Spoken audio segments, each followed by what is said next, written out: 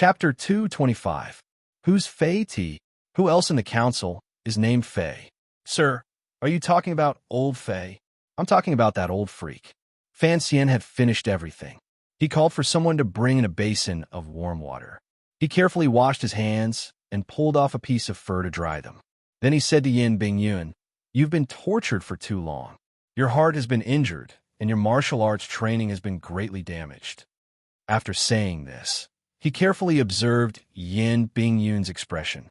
He found that Yin Bingyun's face was calm, as if he hadn't heard anything. He couldn't help but sigh in admiration. He had made up his mind to take this seemingly cold, but actually extremely arrogant young man into his fold. After you return home, take good care of yourself.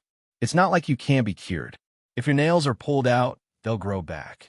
If your bones are dislocated, I'll have the bald man from the 7th Bureau break them again. I'll treat you again. I can't let you become an old cripple like Qin Pingping. Fan Xian joked, but Yin Bingyun felt a bit strange. The entire Overwatch Council had spies all over the world, and not a single one of them dared to call Director Chun an old cripple in front of others. Yin Bingyun slowly narrowed his eyes, as if trying to see the truth behind this matter. For example, why was Fan Xian already the commissioner of the Overwatch Council at such a young age? Right at this moment, a burning sensation rose from his chest and abdomen. Even though his temperament was incomparably firm, he was still shaken by this sudden pain, and the corner of his eyebrows twitched a little. It's nothing. It's just a method to force out the poison. Because I don't know what poison is in your body, the medicine I used was a bit too strong. But with me watching, you won't die. Fan Xian didn't care, and helped him put on his clothes. Sweat beaded on Yin Bingyun's forehead. It was obvious he was in great pain. In a low voice, he said, "Damn, this is worse than being poisoned. What kind of antidote is this?" Fan Xian was overjoyed. He clapped his hands and praised. "Brother Yin, you're finally willing to curse. That's right. Who are you always putting on that cold face for? You can act cool in front of the Northern Chi Brocade guards, but don't do it in front of me. I've seen it since I was little." What he had seen since he was little was naturally that cool Uncle Zhu. "Who did you learn this antidote from? I don't trust you." Yin Bingyun asked coldly as he felt the area of his body that was smeared with ointment start to burn. As I said earlier, Fan Xian looked at him with a smile. A strange light flashed in Yin Bingyun's eyes. Forgetting all the pain inside and outside of his body, he hissed, "You are Fei Jie's disciple?" His voice was full of surprise. "Fei Jie doesn't have a disciple like you. You even boasted that you knew everything about me before I was 12. Fan Xian began to tidy up the bottles by the bed. "You don't even know who my teacher is," he said mockingly. Yin Bingyun looked at him and did not speak for a long time. Fan Xian looked back at him innocently. He rested his chin on his hand and looked at the worms all over Master Yan's body. "I say, Brother Yin," he said quietly, "why do I feel like you look at me with anger?" This was a thorn in Fan Xian's heart. Since he wanted to subdue Yin Bingyun, he had to know why he had such strong feelings of resistance toward him. Otherwise, his days in the future would be difficult. There was a long silence. Yin Bingyun still did not seem to want to talk about this topic. But for some reason, as the burning pain inside and outside of his body gradually faded, the head of the Overwatch Council in the north began to feel dizzy. Looking at Fan Xian's beautiful face, he felt an inexplicable hatred. He thought of the exciting life he had led in the Northern Chi court these years, and his words seemed to escape from his dry lips. "Commissioner, I don't know if you still remember that there was a murder case in Danzhou 5 years ago. It has never been solved." Fan Xian's hand, which was in the middle of closing the box, did not stop. He was slightly surprised. Of course he remembered that murder case. It was the first time Fan Xian had killed someone in his 2 lives. Even now, the cold chestnut that had burst out of the assassin's throat seemed to be stimulating Fan Xian's palm. "I know what you're talking about." Fan Xian frowned. "What does this have to do with you and me?" Yin Bingyun smiled strangely. "That assassin was under the jurisdiction of the 4th Bureau. It was because of this that I was chased north to be a rat." "So you hate me?" Fan Xian sank into silence. After a while, he suddenly laughed with extreme pleasure. "I thought you should thank me." "Why?" Yin Bingyun's dizziness faded a little. After a moment of surprise, he returned to his cold demeanor. Fan Xian stared into his eyes and enunciated each word clearly. Because I can see that you were born to be a spy. You like this kind of life. I think these 4 years of hiding in northern Qi, nervous and uneasy day and night, have been a very exciting and fulfilling life for you. Yin Bingyun said, If you like it, sir, you can try it. Fan Xian smiled and picked up the medicine box. Like a doctor, he walked out of the side room and closed the door behind him. He gave a barely noticeable shrug and scraped the drug out of his fingernails into the corner of the box. He warned himself in his heart that he would only use the drug on one of his own people once. There would be no next time. Yin Bingyun was indeed powerful.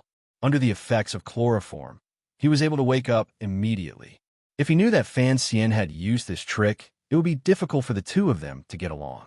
Hearing this story from Yin Bingyun made Fan Xian feel touched. At the same time, he knew the real reason why Yin Bingyun disliked him. Fan Xian felt very comforted. He did not think that he and Yin Bingyun had such a strange history. 5 years ago, because of the attempted murder in Danzhou, Yin Bingyun was chased to the north and became the head spy of the Overwatch Council in northern Qi. 5 years later, it was Fan Xian who had come to bring him back. Thinking of this, Fan Xian couldn't help but smile. In this world, who knew when it would come back to haunt him? Sir, Boss Sheng is here with wine, a subordinate reported. Fan Xian waved his hand. Take it. I don't want to see him. The subordinate acknowledged and went out. Fan Xian frowned. He had just lectured Master Cui, and now there was a letter from Xinjiang. That eldest princess was really hot on his heels. As he was thinking this, Wang Qinian came in from outside. He held a letter in his hand. A letter from Sheng Huairan. Fan Xian tore open the seal and read it carefully. A look of worry appeared on his face. Where are these people playing at? He raised his eyebrows and went into the backyard. Yin Bingyun was very alert. When Fan Xian opened the door, his hand had already touched the knife at his side. Relax a little.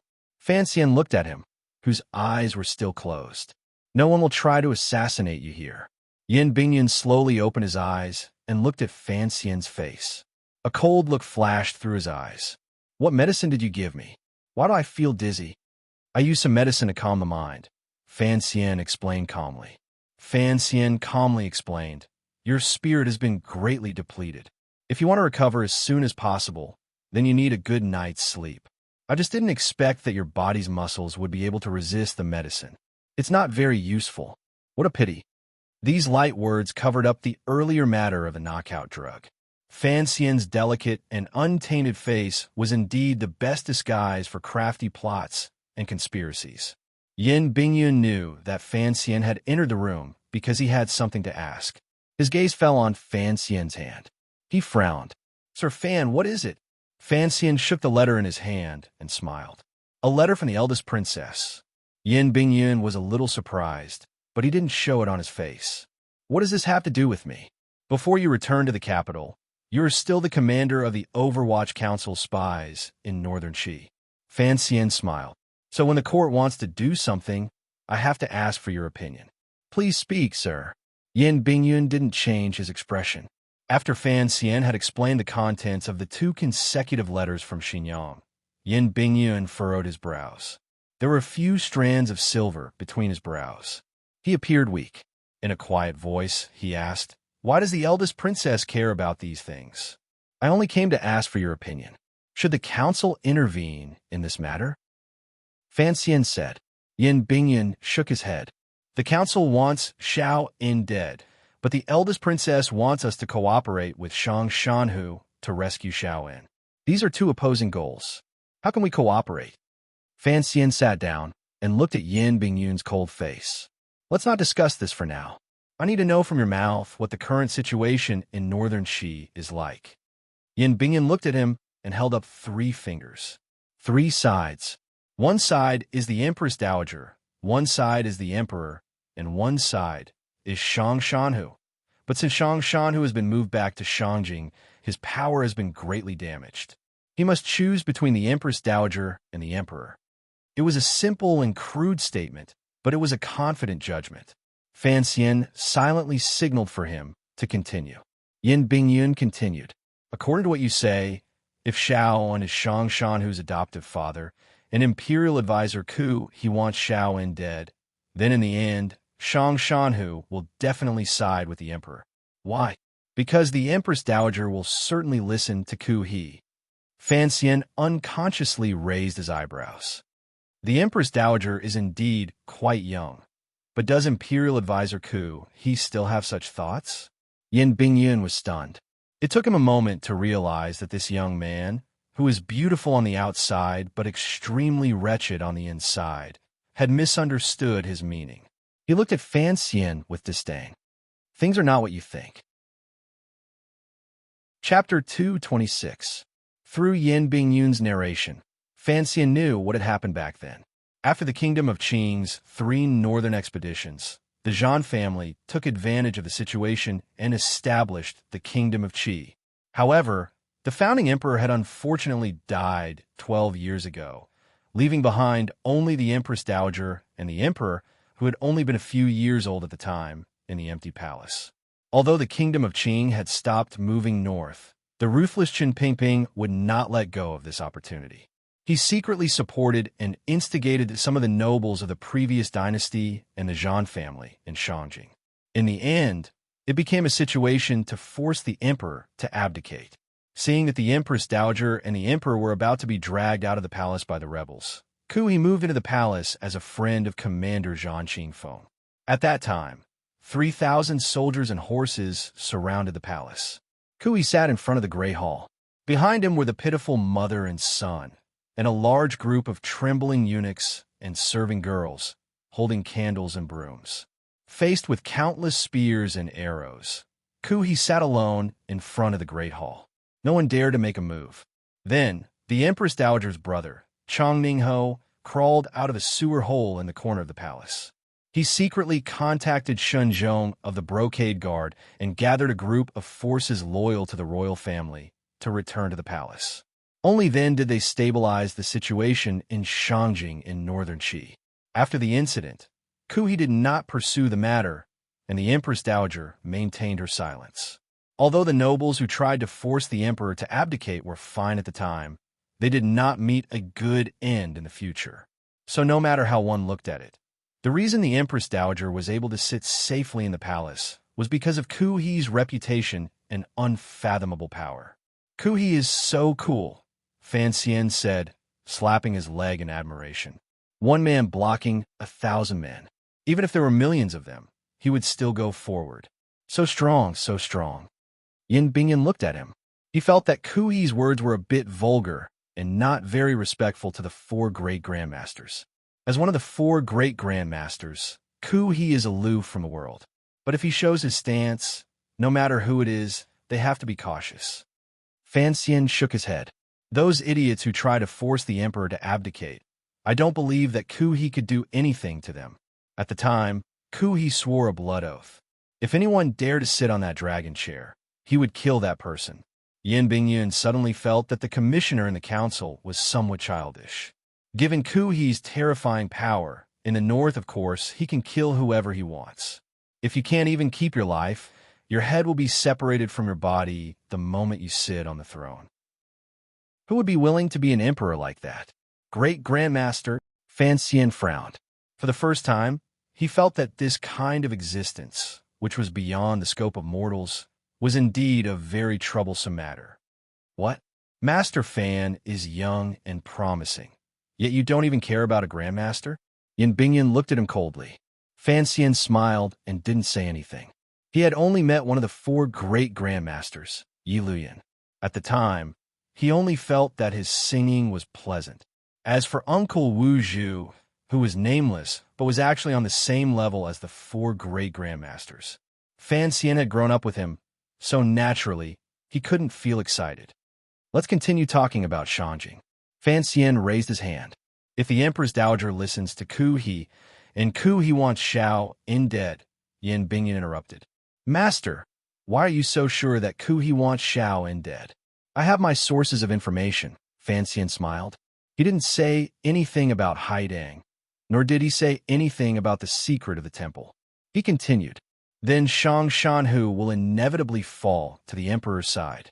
Only by gathering all the power of the Emperor's party can we save Xiao En's old life. Master Yin, do you think we can gain something from this? Yin Bingyan shook his head. Suddenly, he thought of something. He smiled. Actually, when it comes to power, Northern Qi has never been weak. In these 4 years, I don't know how much I've seen, but I believe that compared to the kingdom of Qing, Northern Qi will never be able to win. Fan Xian didn't know why he had suddenly come to this conclusion. He was a little confused. Yin Bingyan laughed with great satisfaction. Just look at how the court will send Xiao En back to Northern Qi. In the past year, the balance and peace that the Empress Dowager and the Emperor have struggled to maintain will be broken. I truly admire the person in the court who planned this. The person who planned Xiao En's return was the eldest princess. Fan Xian's eyes were calm, but he was laughing coldly in his heart. There is nothing to admire. You have to know that this deal came at the cost of you. What do you mean? Yin Bingyan frowned. Fan Xian said, it was the eldest princess who sold you to the court of Northern Qi. Then, she arranged with Shang Shanhu to exchange Xiao En for Northern Qi. Even if there is some disturbance in the court of Northern Qi because of Xiao En, do you really think it will cause any big waves? You're nothing more than a pawn being manipulated by nobles. A pawn should have the self-awareness of a pawn. For someone like you to admire the hand that is holding your head, I really don't understand. These words were a little harsh. Fan Xian did it on purpose. He wanted to plant a seed of hatred in Yin Bingyun's heart for the eldest princess. Unexpectedly, Yin Bingyun's face was calm, as if he hadn't heard. Instead, he continued to plan. We cannot interfere in this matter. Xiao En's life and death have moved even Ku He. The diplomatic mission is in a foreign country, after all. It is impossible for us to interfere, and there is no need for us to interfere. I agree with your view. Fan Xian looked at him. But there is one more thing that I need your opinion on. Fan Xian told Yin Bingyun about what had happened to Cui a few days ago. Yin Bingyun's expression didn't change. What does Sir want to do? Fan Xian was silent for a while. But since he had already begun, he naturally continued. According to the council's wishes, we will gradually reduce the benefits that Xinjiang has gained from the north. The council's wishes. Yin Bingyun looked into Fan Xian's eyes. I hear that the commissioner may be in charge of the palace treasury next year. Fan Xian smiled as if he hadn't heard him. Sir Yin, you have been imprisoned for half a year, but you are still very well informed. After a long silence, Yin Bingyun suddenly said, why are you telling me these things? Because you are most familiar with the routes in the north. If there comes a day when we need to pull in the net, then from now on, I must begin to keep a close eye. Without Sir Yin, I have no power in the north. Yin Bingyun calmly said, Sir Fan, you think very highly of me. I have never thought of you as a simple patient, Fan Xian said calmly. I believe that if Sir Yin had the desire, you would still be able to call the wind and summon the rain in the north. Why should I help you? Because I am your superior. Fan Xian's expression gradually grew cold. I'm not asking for your help. I am asking for your cooperation. Yin Bingyun didn't buy it. He laughed coldly.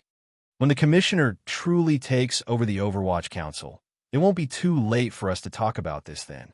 Fan Xian laughed and waved his hand. I knew that playing this game wouldn't work. He paused for a moment. The logic is simple. The eldest princess is our common enemy. Not only do I need you, but I believe that you need me as well. Yin Bingyun didn't think much of it. He calmly nodded. If that's the case, then I must make it clear. Your plan has been completely wrong from the beginning. Why do you say that? If you want to gradually reduce the eldest princess's profits from smuggling, you shouldn't have gone to Xinjiang. Xinjiang is the provost of the Discipline Commission of the Brocade Guard. If I didn't go to him, who would I go to? Yin Bingyun looked him in the eye. Xinjiang, Changningho, these are all trusted aides of the Empress Dowager. They have been making deals with the eldest princess for many years. If you want to start anew, why not go to the young emperor? Fan Xian sighed. Because I can't see through the emperor's mind. The emperor of Northern Qi is a very pure person, a person who gets excited easily. Yin Bingyun raised a finger. A pure radical needs money. Fan Xian looked at him. After a moment, he said, I trust you. At present, I am worthy of your trust, said Yin Bingyun. Fan Xian let out a sigh of relief. He patted him on the shoulder. Don't worry. Although the world is theirs now, it is still ours. Having said that, he left the room, leaving Yin Bingyun behind to reflect on those strange words. For the next 3 days, the diplomatic mission was still dealing with diplomatic matters with Northern Qi. Fan Xian and Yin Bingyun were secretly plotting in the room. Gradually, Yin Bingyun no longer hid anything. He analyzed the information he had and very clearly established a guiding ideology for Fan Xian's future actions. Action was better than inaction. He needed to use delaying tactics in Xinjiang, and so did the Empress Dowager. Only the palace needed to be contacted. Fan Xian had once wondered if he should pay a visit to General Shang Shanhu, but Yin Bingyun had coldly stopped him. Yin Bingyun felt that there was no need to do these things. If the other party needed it, they would naturally come to him. Fan Xian's actions after entering Shangjing were, in Yin Bingyun's professional eyes, a complete mess. Fan Xian silently accepted the lesson. He knew that in these matters, he was not as good as Yin Bingyun. In addition to chatting, they also talked about reorganizing the spy network in the north. But Yin Bingyun clearly did not trust Fan Xian's abilities, so he never relented. One day, after eating, Fan Xian suddenly said, "That Lady Shun is very capable. She actually knew that you were hiding in the diplomatic mission and came to you again." Yin Bingyun's face was as cold as ice, and he was as heartless as a flowing cloud. He said lightly, "Inform Xinzhong. He will take care of his daughter's matter." Fan Xian glanced at him. He truly did not understand how this young official had honed such a cold and heartless will. Chapter 227. The diplomatic mission of the Kingdom of Qing had quietened down, and now it was the turn of the other powers to be anxious. Shopkeeper Sheng often came to deliver wine, and humbly conveyed the greetings of Xinjiang. Xinzhong had also invited Fan Xian a few times, but Fan Xian found an excellent excuse to decline. Xinzhong had no way of getting angry. On the contrary, Chang Ningho felt his heart ache at the loss of a fat piece of meat that had been at the tip of his tongue. Perhaps there was some agreement between the eldest princess and Shang Shanhu, but Xinjiang did not have a deep foundation in Northern Qi. They still needed the help of the Overwatch Council. After Fan Xian's persuasion, Yin Bingyun finally agreed to his plan. He was prepared to use the network he had been building over the past 4 years. The news from the south seemed to show that the Qing court was as stable as Mount Tai, without a single ripple. However, the Overwatch Council's report mentioned that there had recently been a few strange murders on Shandong Road. Although the murderers had killed ordinary people, their methods were extremely cruel. This was a case of the Ministry of Justice, but it had never been solved, so the 4th Bureau of the Overwatch Council had taken over. Fan Xian did not pay much attention to this murder case, and Yin Bingyun did not pay attention either. After all, the matter in Shangjing was enough of a headache, and the two of them were planning something sinister. Fan Xian's reason for declining all the invitations was very good. For the past 2 days, he had often been chatting with a village girl. Given her status, neither Xinzhong nor Chang Ningho had the guts to steal guests from her. In a quiet alley in Shangjing, a man and a woman were strolling and chatting. Their words floated lightly, disturbing the butterflies that were nesting in the flowers. Nature is heaven and earth, and man is heaven and earth. The so-called unity of heaven and man means that human affairs must follow the natural path of heaven and earth. Only then can the two be harmonious. Harmony is only a facade. What do you think is the unity of heaven and man and the connection between heaven and man? Oh, I'm not sure about that. I just think that man follows the earth follows the heavens, heaven follows the Tao, and the Tao follows nature. Only then can there be harmony. Or harmony. Harmony is the highest. Master Fan, what you have said today is completely unconventional. I am truly impressed. Although she said she admired him, Hai Tang still put her hands in her pockets and dragged her feet. Her expression was serene as she walked on the street like a lazy woman. There was not a trace of admiration on her face. Fan Xian rubbed his nose in self-mockery.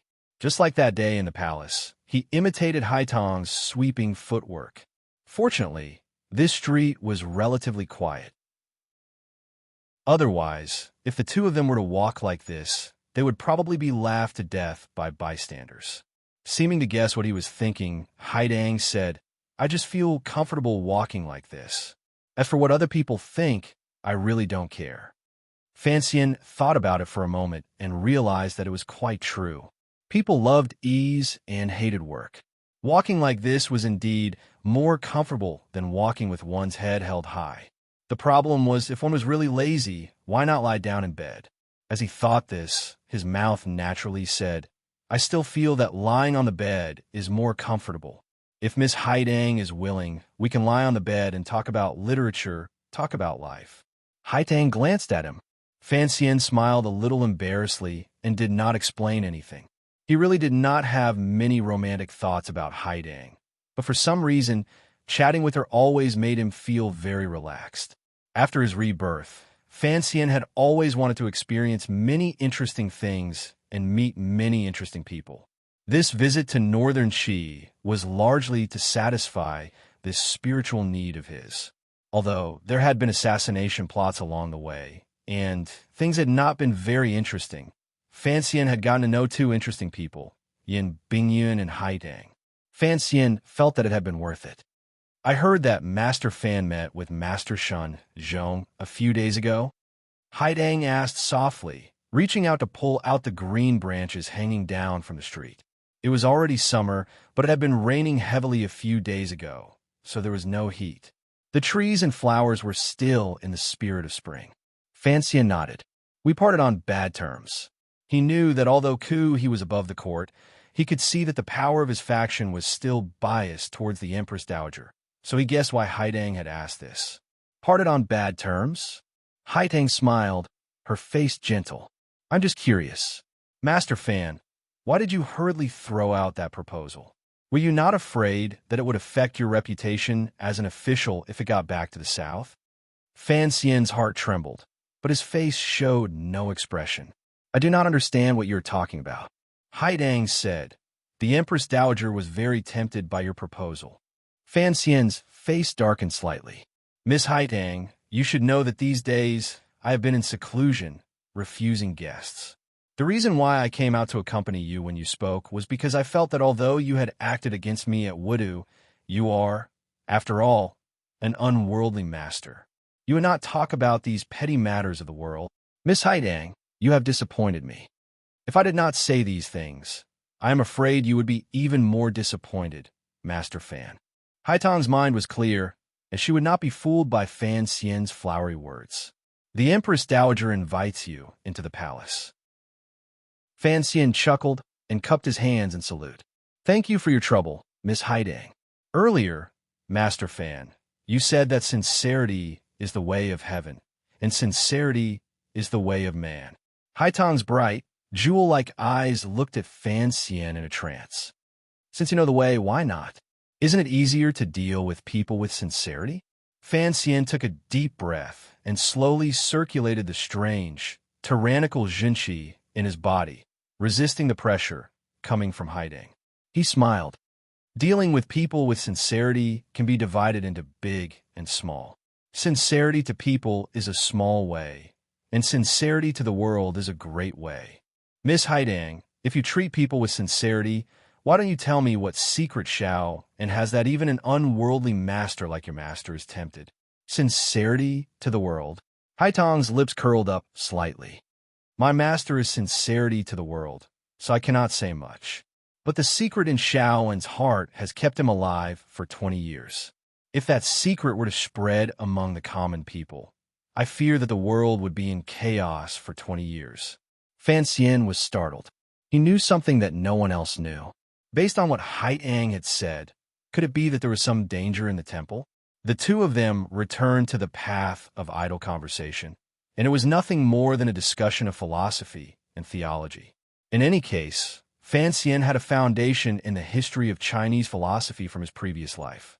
He randomly picked out a few of Dong, Liu, and Wang's theories, and Haitang was greatly surprised. But many years later, Haitang slowly reflected on it and began to organize the theories of the great scholar Fan. Only then did she realize that the young man had said nothing. For some reason, in the late spring and early summer of northern Shangjing, the rain was so plentiful. Before, the warm spring sun had shone brightly, but now a chilly breeze blew and raindrops fell through the branches above their heads. With a crash, Fan Xian opened a cloth umbrella at his side and held it over Haitang's head. Under normal circumstances, given Fan Xian's status, when he went out in the rain, his subordinates would hold the umbrella. But right now it was just the two of them, and purely in terms of status, it was only right and proper for him to hold the umbrella for Haidang. The rain gradually soaked the street. Fan Xian looked calmly at the people on the street hiding from the rain, but in reality, he was carefully watching Haitang's steps. At this time, the feet of the two of them were covered in water. Fan Xian had long since stopped using the country girl's walk, intending to see how Haidang would walk. Haidang continued to walk. Fan Xian shrugged his shoulders helplessly. Only now did he realize that although Haitang's feet were dragging on the water, there seemed to be some kind of invisible power under her shoes, supporting her whole body. The soles of her shoes were not touching the water at all. This kind of skill, Fan Xian thought, was not at a level he could reach. He couldn't help but laugh at himself. Haitang floats on water. Haidang ignored him and continued to walk. Fan Xian sighed. I don't believe that you can walk comfortably like that. I don't like that man called Yin Bingyun, Haidang suddenly said. I think that Miss Haidang has always lived deep in the mountain palace. You shouldn't have had any contact with the great scholar of the Qing kingdom. Using deceiving women to obtain his own benefits, Haidang is quite shameless. We are officials, not ordinary people, Fan Xian said on Yin Bingyun's behalf. He didn't want Yin Bingyun to be remembered by a 9th-level master for the rest of his life. For the good of the kingdom of Qing, there are some things that we must do. Haitang said, ugliness is ugliness. Don't use being an official as a cover. Fan Xian smiled. Although being emotionless may not necessarily be a true hero, if one's heart is too soft, how can one survive in this chaotic world? Master Fan, do you believe that today's world is chaotic? The minds of the people are confused. Master Fan, do you believe that only chaotic times can produce heroes? I do not seek to establish myself as a hero. I only seek to be a man with a clear conscience. The two of them talked and stopped. They had already reached the outskirts of a small temple. At that moment, the rain had coincidentally stopped. This place was far away on the outskirts of the capital. It was very quiet, without a trace of human presence. A leaf fell on the stone steps in front of the temple. The temple door was slowly pushed open. Fan Xian looked at the woman sitting by the incense table in the temple. After a moment of absent-mindedness, he bowed. Miss C, long time no see. The corners of Haitang's lips curled up. Master Fan, you want to be a man. I did not expect that. As I expected, you are a man who has tender, protective feelings for the fairer sex. With a swish, Fan Xian gathered up his wet umbrella and looked at Sea Lily, who had risen to greet him. He smiled. Being emotionless may not necessarily be a true hero. How can a man who has tender feelings for the fairer sex not be a man? Chapter 228. A heartless man is not necessarily a true hero. How can a compassionate son not be a true man? Haidang repeated slowly. Her face returned to her usual smile, and she led Fan Xian through the wooden door of the little temple. Master Fan. Sea Lily curtsied. Fan Xian, with a warm and distant smile, cupped his hands in greeting. When did you enter Shangjing, Miss C? Thanks to your good fortune, I entered the capital 3 days ago. I had a safe journey. Thank you for your concern. Sea Lily slowly lowered her eyelids. She was still wearing the light green robe she had worn during the journey. The weather was hot, and she was not afraid of catching a cold. Fan Xian quietly said a few more words to her. Haitang watched calmly from the side, but there was a glimmer of a smile in her eyes. How could the unfamiliar expressions on their faces escape her eyes? Fan Xian felt a little strange. Why had Haitang brought him to the temple where Sea Lily was staying? And where were the palace nannies who had always served Sea Lily? Did Haitang not know that as a foreign official, he should maintain a distance of 3,000 miles from the woman the Emperor of Northern Qi wanted? This is where I live.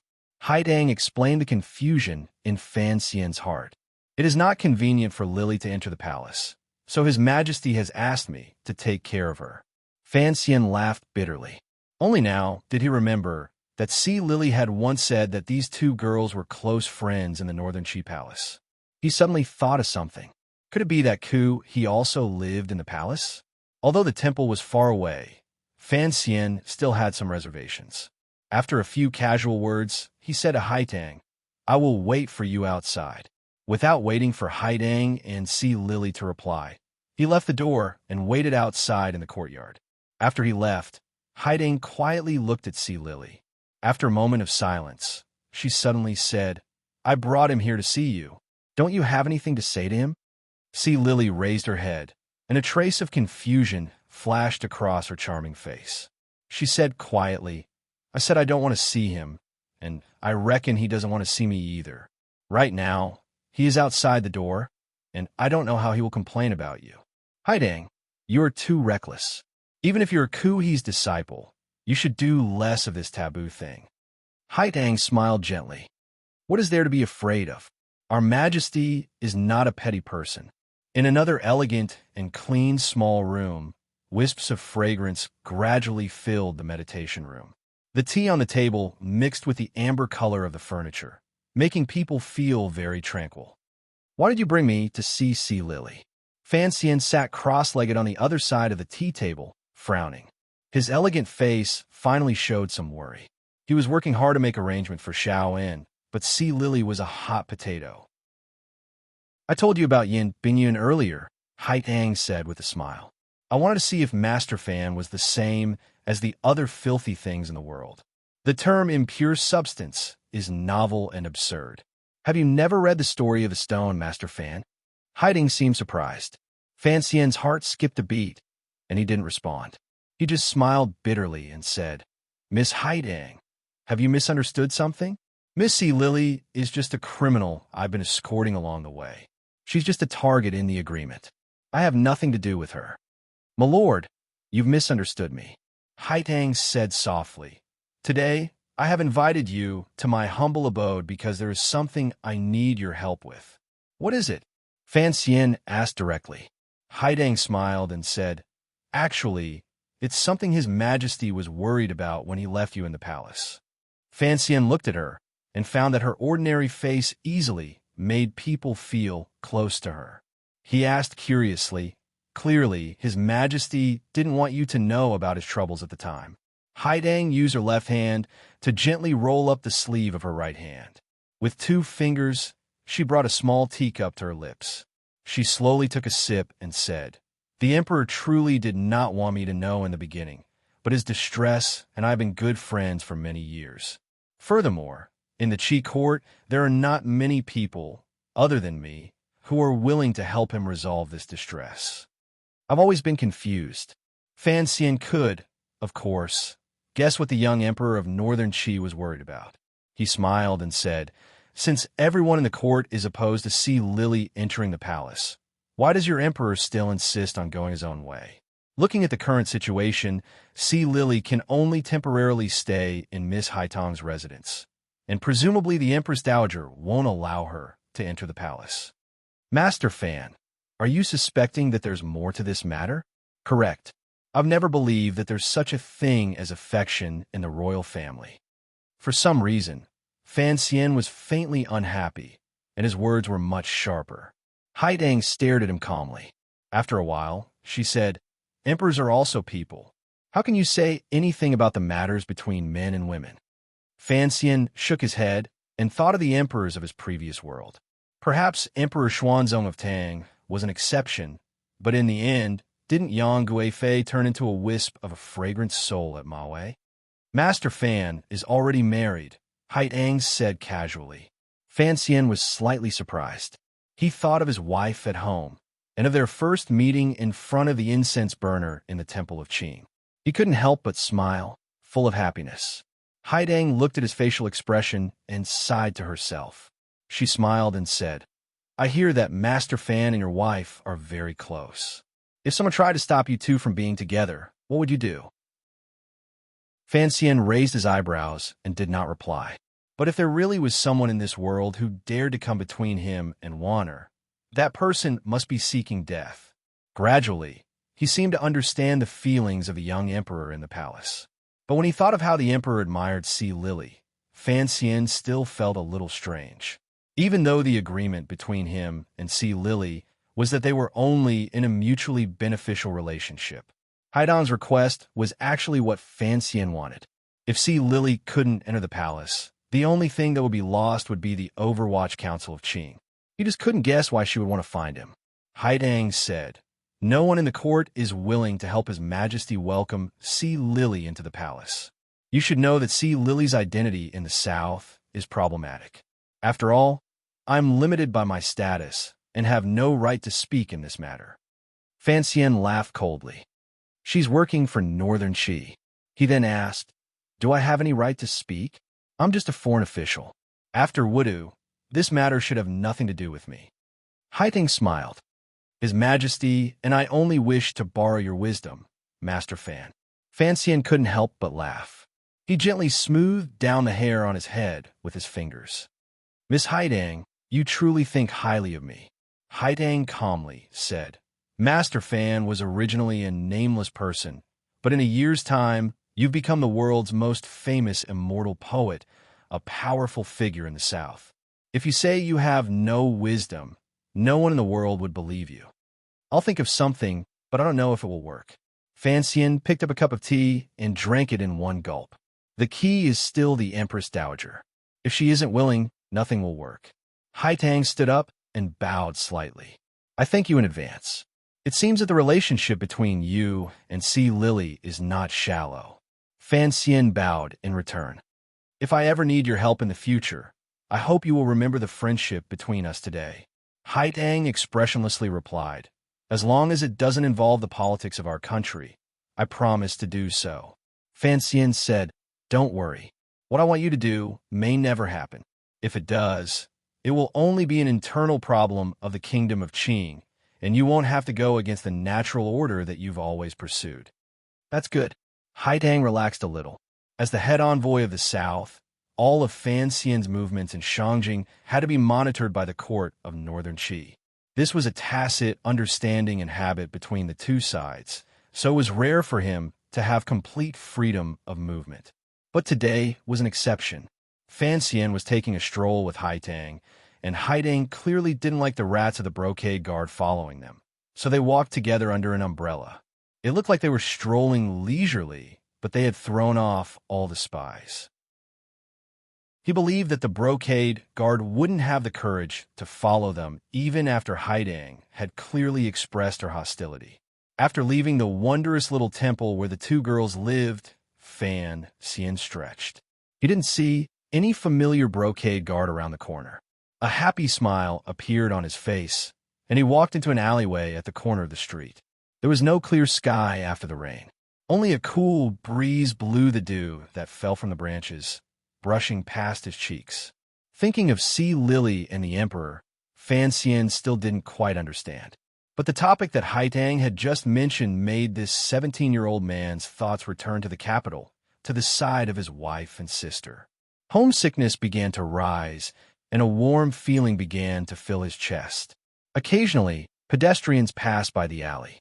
Some laborers were pushing handcarts, taking shortcuts to get to the shops where they worked. Fan Xian's face wore a gentle smile, as beautiful as the sun, and he slowly walked toward the alley. A handcart came from behind him, and, as it brushed past him, Fan Xian flicked his wrist, and the black dagger he had been holding in his palm stabbed horizontally. With a muffled squelch, the dagger pierced the throat of a spy dressed as a laborer. The cold blade entered the flesh, and the man fell to the ground. In the next moment, Fan Xian was already stepping on the overturned handcart.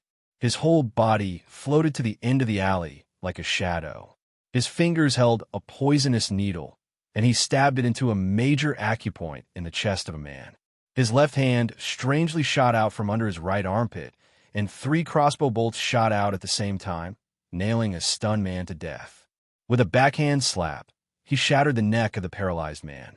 Fan Xian took off his clothes, turned over, and used the rain hat to cover his face and his sunny smile. He pulled the crossbow bolts from the dead man's body and walked out of the alley.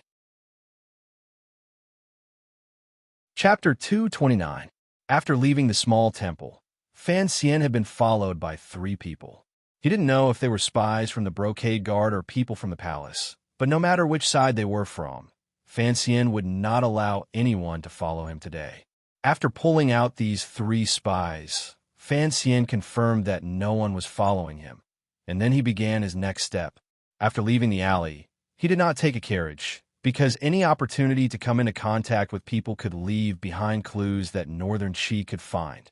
On the wet street, the number of people gradually increased. Using the crowd as cover, Fan Xian lowered his head and walked silently among the people of a foreign country.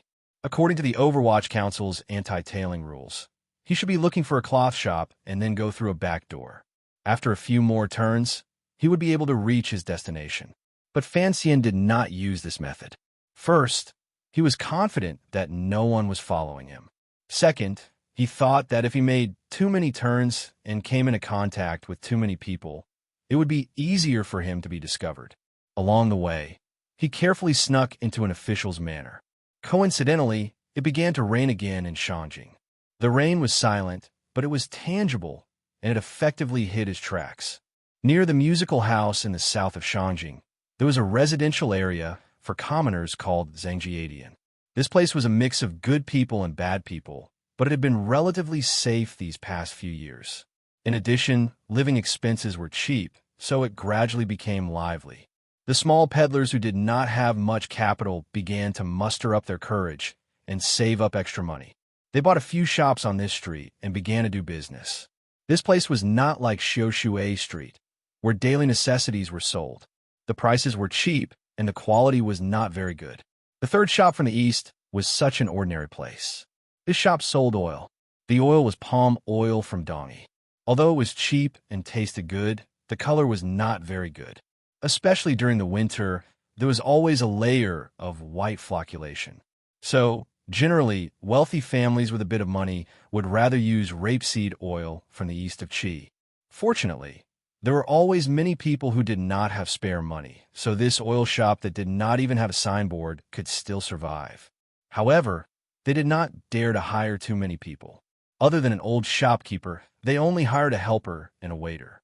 It had rained repeatedly today, so there were not many pedestrians in Zhangjiadian. Today, it seemed even more empty. However, the oil shop's business had nothing to do with the weather. Whoever ran out of oil would naturally come, so the old shopkeeper of the oil shop was not in a hurry. Instead, he moved a long stool and sat in front of his door, staring blankly at the rain outside the shop. Perhaps the shopkeeper was really getting old. The young workers in the shop felt that the number of times the shopkeeper was in a daze this year was much more than before. "Shopkeeper, I want to buy oil." A person stood at the entrance of the oil shop, blocking the dim sunlight outside. The old shopkeeper waved his hand, indicating for him to enter by himself. The man took off his rain hat, revealing a plain face. He smiled, walked into the shop, and said to the yawning shop assistant, "Young man, I want to buy oil." The shop assistant smiled and said, "What kind of oil do you want?" "Other than palm oil, our shop also has a new batch of rapeseed oil from Qidonglai." The shop assistant's attitude was respectful, but he was muttering to himself, "Of course people who come to our shop want to buy oil. Isn't this nonsense?" The man said, "Give me half a caddy of palm oil." The shop assistant replied crisply, "Okay." He nimbly poured oil into the scale, and then found that the man's hands were empty. He couldn't help but scratch his head. "Sir, we used to carry it. Do you have a pot here?" "Yes, a wooden pot is 3 copper coins." The shop assistant was very happy to have made another business. The man did not speak after taking the oil pot, as if he was still thinking about something. The shop assistant asked curiously, "What else do you want? Do you have sesame oil? Do you have sesame oil?" The question was very soft and not very loud, but the old shopkeeper's withered right hand, which was sitting outside the shop and propping itself up on the bench, trembled slightly.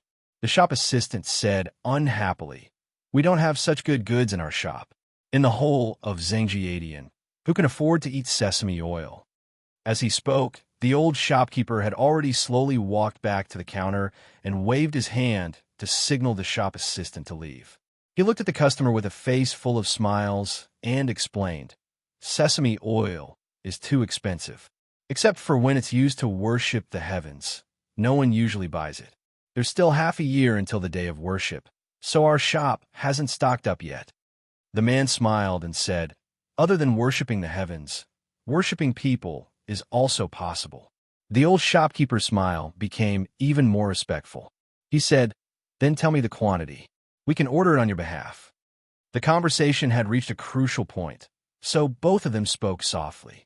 However, that person's memory must be very good, so he was able to clearly state the weight of the next batch without any ambiguity.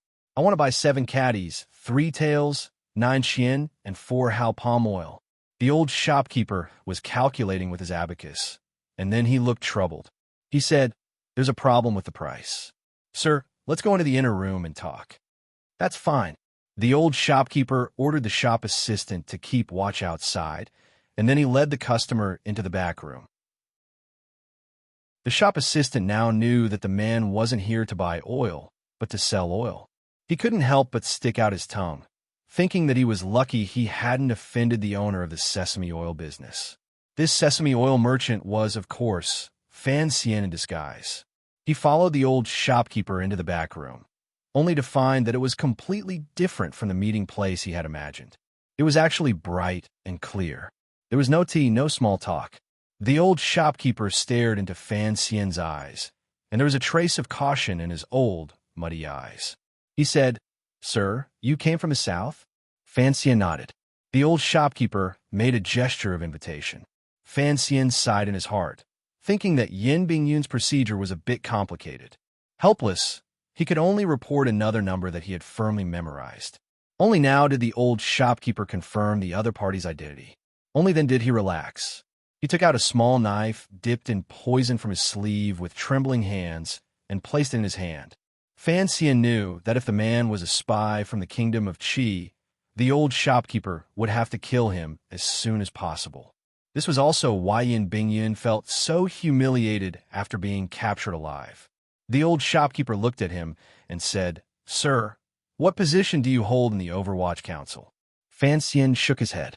"I don't think the situation at hand allows us to be long-winded." The old shopkeeper laughed bitterly.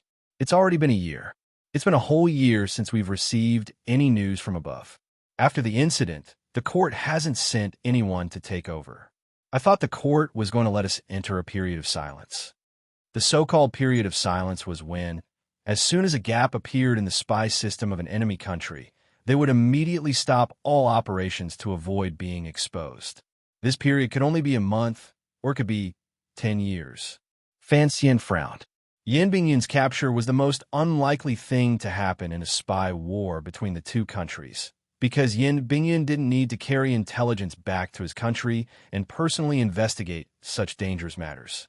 But the eldest princess's move had paralyzed the entire network of the Overwatch Council in the north. Yin Bingyun had always been in the hands of northern Qi, and the court and the Overwatch Council didn't dare to take the risk of contacting them. That was why there had been a year of silence. I hope that after a year of silence, everyone's bodies haven't rusted. Sir, please be at ease. The old shopkeeper knew that if this man had come to take over Yin Bingyun's position, he must be an important figure in the council, and he could faintly smell the scent of blood on him. The old shopkeeper's reply was especially careful. "Sir, please give the order. 3 matters, some urgent, some slow." Fan Xian looked at the old man in front of him. He knew that this old man, as well as the countless other spies in the council, must have had a difficult year. They were like wandering orphans with no home to return to, so he deliberately softened his tone. "The most urgent thing is to immediately find out where Xiao An is being held. The second matter is to investigate the real reason for the enmity between the Empress Dowager and the Emperor." This was something that Fan Xian had never understood. The young emperor seemed to have eaten too much. The old shopkeeper's expression didn't change. Although he knew that either of these two tasks would be extremely difficult, he only quietly waited for the man in front of him to issue the third order. Investigate Shaolin's matter quickly. The matters in the palace can wait. Fan Xian muttered to himself. As for the third order, I think you should know that the palace treasury has been smuggling goods northward for the past few years. The old shopkeeper narrowed his eyes. For the first time, a strange light appeared in his eyes. That is a problem in Xinjiang. Sir, has the council finally decided to act? Fan Xian shook his head and quietly said, Investigate thoroughly for me. However, don't touch a single hair on them. You have to control all of the joints that can be controlled. If the council wants to act in the future, you have to make sure you have enough things in your hands to salvage this entire trail clean. Understood. The old shopkeeper knew that this was a long-term task that could be taken slowly. But Fan Xian was thinking about something else. He didn't know if the matter with Master Cui was a test from his mother-in-law, or if she had something to ask of him, so he had to bear with it for now. Although Xinjiang had never known that Fan Xian was the culprit behind the incident with Yin Ji and Guangxin Palace, the conflict in the Great Hall of the Ministry of Justice had gradually brought the conflict between him and the eldest princess to the surface. Chapter 230. How should I reply, sir? This was a crucial point. Fan Xian didn't know how Yin Bingyun had managed to communicate with his subordinates, so he didn't dare act rashly. He only said quietly, Within 2 months, there shouldn't be any specific executors coming to Shangjing, but I will temporarily assign someone to be responsible for contacting you. The old shopkeeper looked worried. Sir, please be careful. Although the brocade guard of Northern Qi couldn't compare to the Red Cavalry of Northern Wei in the past 20 years since Shaoan was captured, I still have to consider the children under me. Fan Xian nodded. This was why the Overwatch Council hadn't dared to take the risk of contacting these orphans, even after a year. He said quietly, Don't worry. The person I'm looking for is the one least likely to be followed in the council. Without question, he was talking about Wang Qinian, the one who had spent his entire life following others, but had never been followed by anyone. He couldn't stay in this place for long. After saying a few more words, Fan Xian got up and prepared to leave. Before he left, he suddenly said, Change the secret signal. Yes, sir. The old shopkeeper bowed slightly. 1314527777777. Yes, sir. The old shopkeeper repeated the seemingly random number without a single mistake. Fan Xian nodded, somewhat satisfied. He returned to the front hall and saluted the old shopkeeper like a merchant, not forgetting to carry the 2 pots of tung oil in his hands. Seeing the merchant leave, the young shopkeeper joked, Boss, you're ready to bring in the oil so early? The old shopkeeper looked at the only shopkeeper in the shop and smiled. Yes, there's a big deal coming. The shopkeeper thought to himself, could his shabby oil shop be like those oil merchants in Dongyi and do a few big deals? A few hundred caddies of business was a big deal. The young man couldn't help but look down on the shopkeeper's lack of ambition. On the way, Fan Xian carefully disposed of the oil in his hands. He didn't dare give it to the beggars on the street, nor did he dare throw it away. One of the most important rules of the Overwatch Council secret agents was not to underestimate the enemy's ability. Although Xinzhong, the commander of the Brocade Guard of Northern Qi, did not appear to be very powerful in that rainy night in the brothel, Fan Xian knew that was definitely just a facade. After cleanly disposing of the oil pot, Fan Xian set out on his way back to the diplomatic mission. The sky was already dark, and there were few people on the road. As he passed the arch bridge over the Yuchuan River in Shangjing, Fan Xian rubbed his face a few times under the canopy, wiping away all of the rouge from the young lady's home. He squeezed it into a small yellow and red powder in his palm. His palm gently stroked the lion on the stone arch bridge. The powder fell from his palm and quietly mixed with the river water onto the bridge. No one could find any trace of it.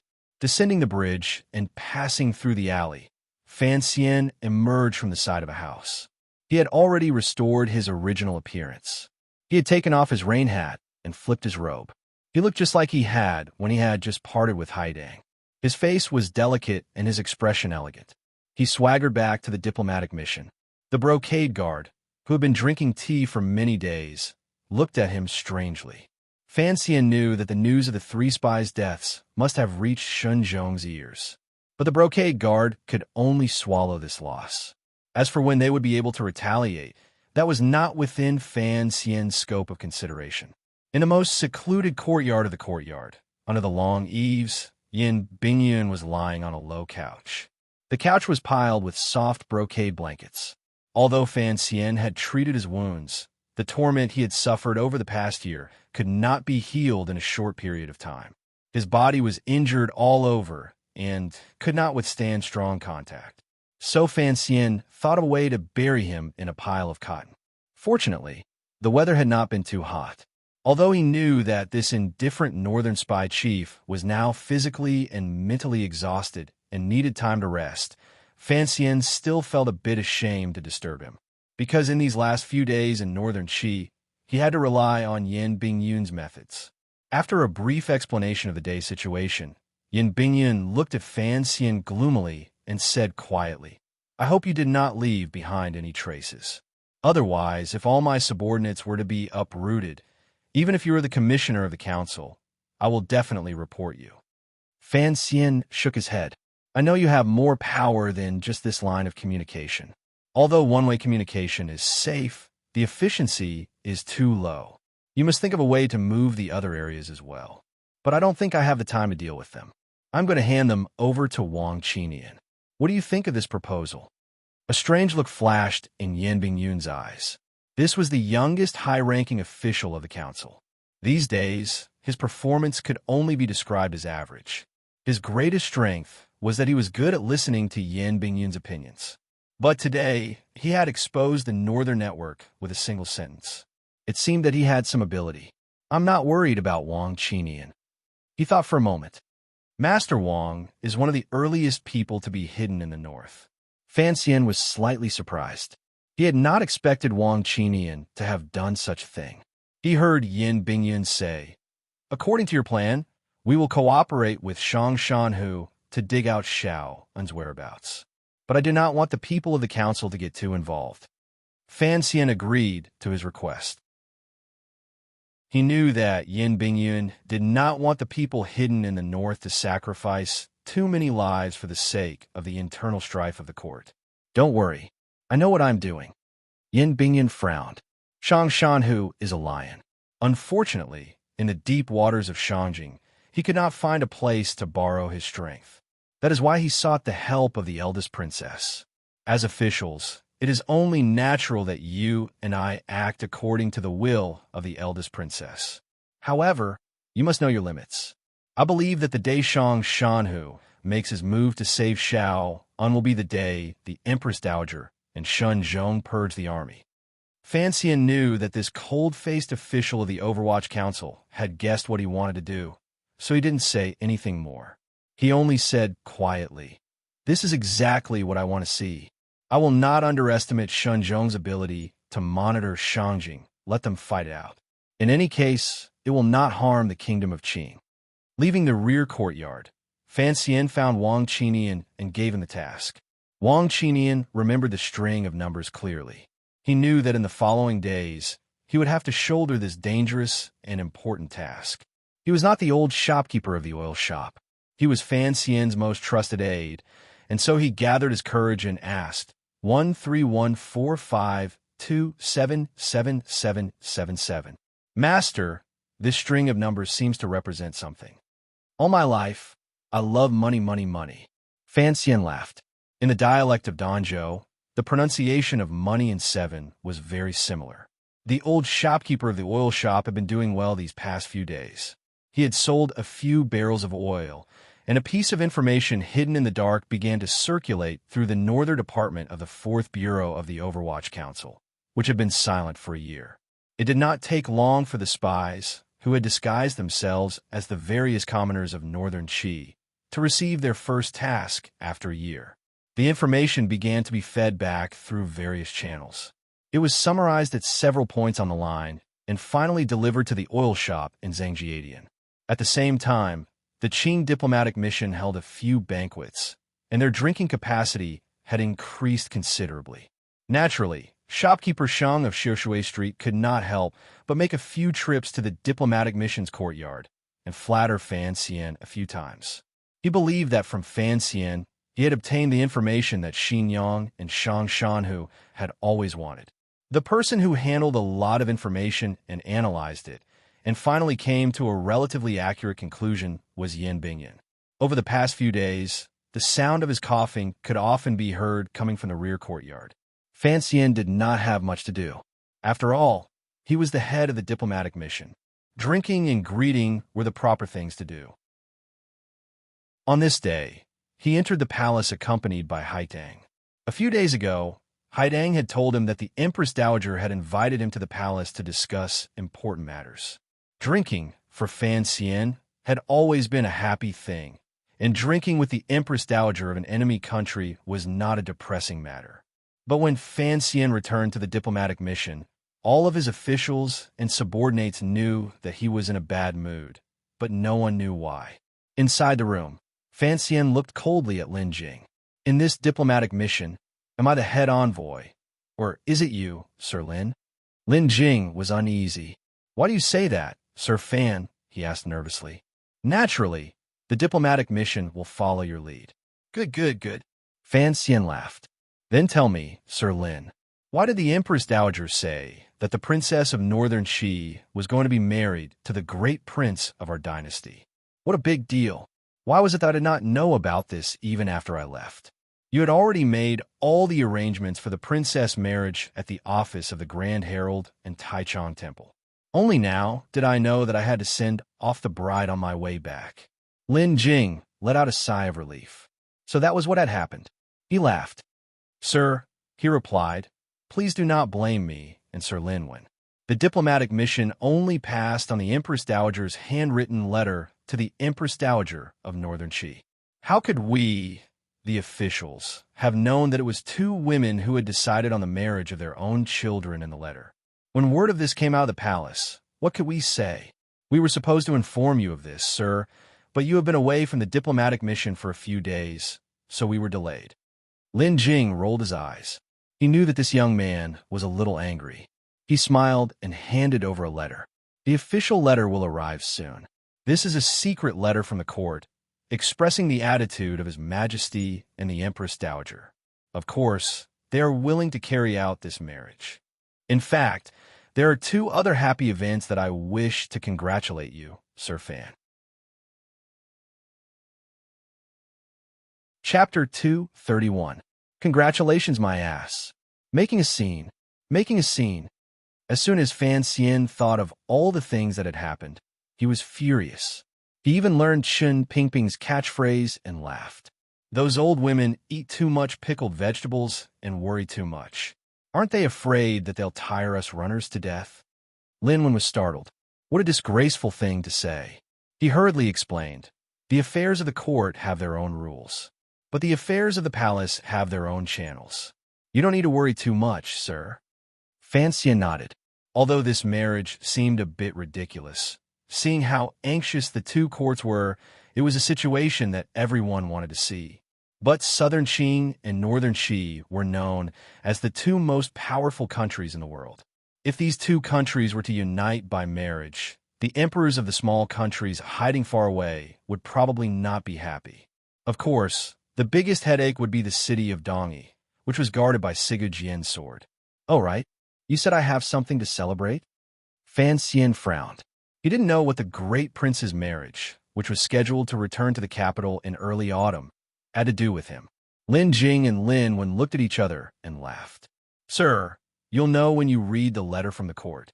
According to custom, when the court sent a letter, if the head envoy was not present, Lin Jing, as the deputy envoy, had the authority to open it first. Go ahead. Fan Xian rubbed the space between his brows. He didn't know where this feeling came from, but it was getting stronger and stronger. Yes. Lin Jing responded with a smile. After the great prince's marriage is set, so is the second prince's. His Majesty has decreed that the second prince's marriage to Yi Linger, the daughter of the Yi family of the Jingdou garrison, is set for next spring. Fan Xian was a little surprised. He grunted, and felt a strange feeling in his heart. The girl who had called him teacher by the lake was also going to be married. He had seen the second prince before and knew that the second prince was well-read but had a restless heart. Hearing that Ylinger was going to marry the second prince, he couldn't help but worry for her. At the same time, he wondered what the emperor wanted to do. This marriage would clearly tie the Yi family, which guarded the capital, to the second prince. Did the emperor really want to change the heir? Fan Xian's heart jumped, but his expression was unusually calm. He tilted his head slightly and said, "What does this have to do with me?" Linwen said with a flattering smile, "Congratulations, Master Fan. Congratulations, Master Fan." His Majesty also mentioned in his edict that the young lady of her manor is virtuous and that she has been granted marriage to Li Hongcheng, Crown Prince of King Jing. Young miss of your noble family? Fan Xian was a little confused and felt a little stupid. Which manor was this? It took him a while to react. Could it be Ruo? Sister Ruo was going to marry Li Hongcheng? No. To everyone's surprise, Fan Xian suddenly stood up and waved his sleeve. The officials next to him had their mouths wide open. They didn't know why Fan Xian would have such a strong reaction after hearing about his sister's marriage. Everyone congratulated Fan Xian. His congratulations came from the bottom of his heart. Count Sinan was the Minister of Appointments and was in charge of the Qing Kingdom's finances. Fan Xian was the Commissioner of the Overwatch Council, and His Majesty had arranged for him to marry the daughter of the former Prime Minister. That young lady also had a noble identity that everyone knew but did not dare mention. Now, even the young lady of the Fan family had been betrothed to Crown Prince Li Hongcheng.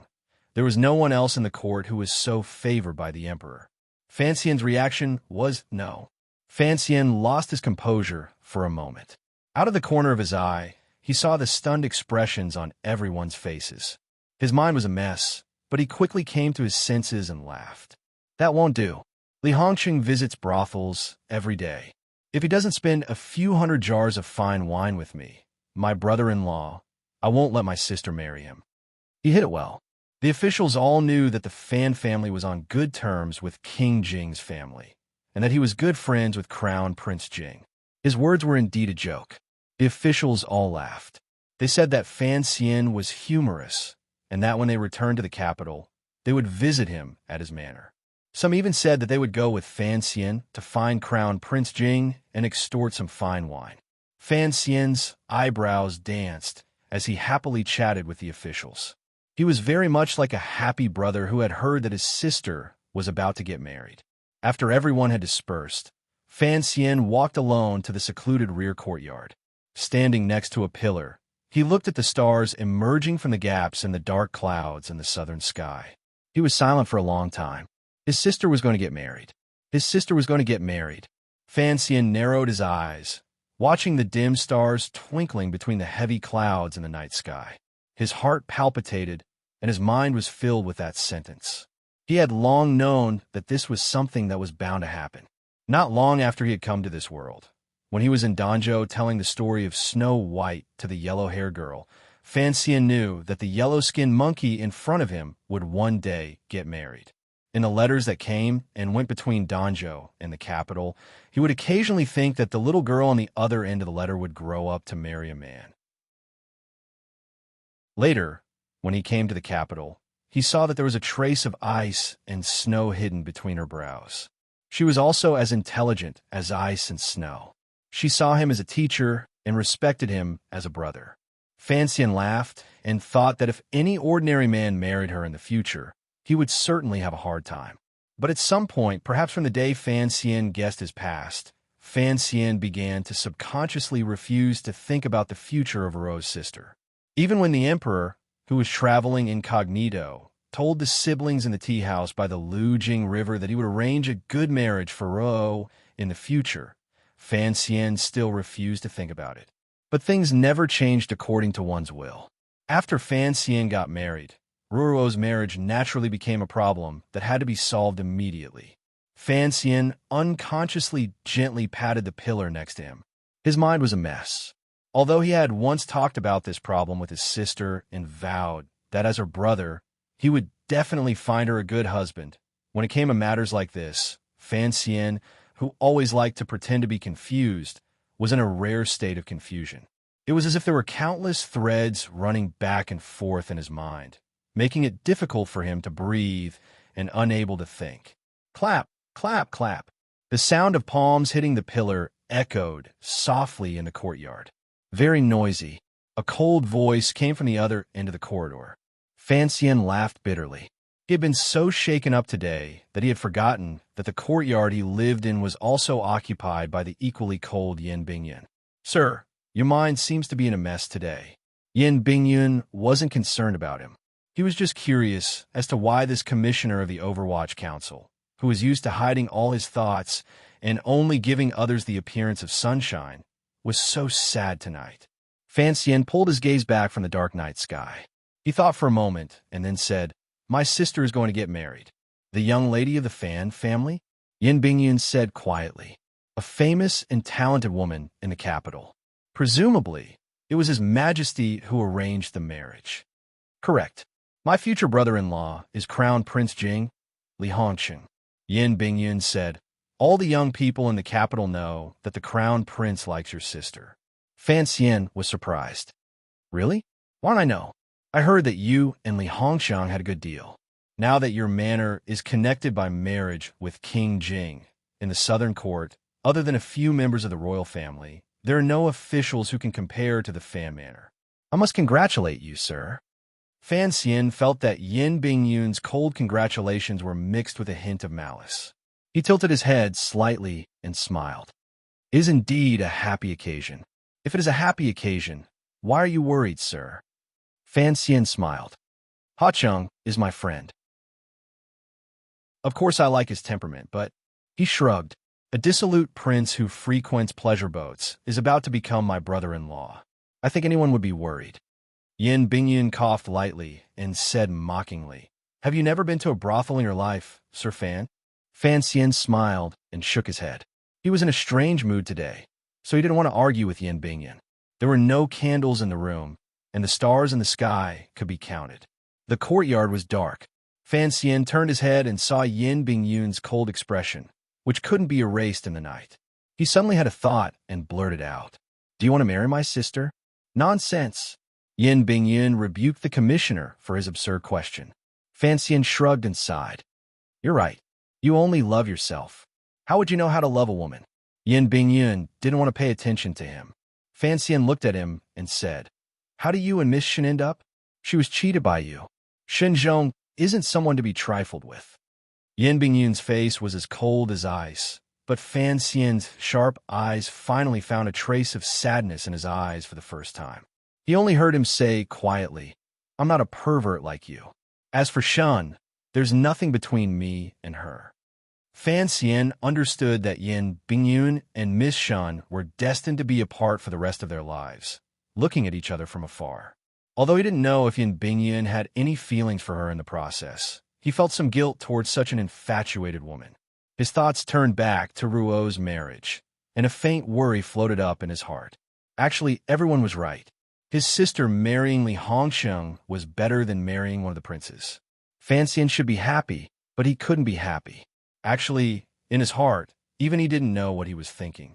Perhaps it was only some details, some initial reactions, such as standing up in front of him and the sad clapping of his hands afterwards, that revealed the deepest desires in Fan Xian's heart that he didn't even realize he had.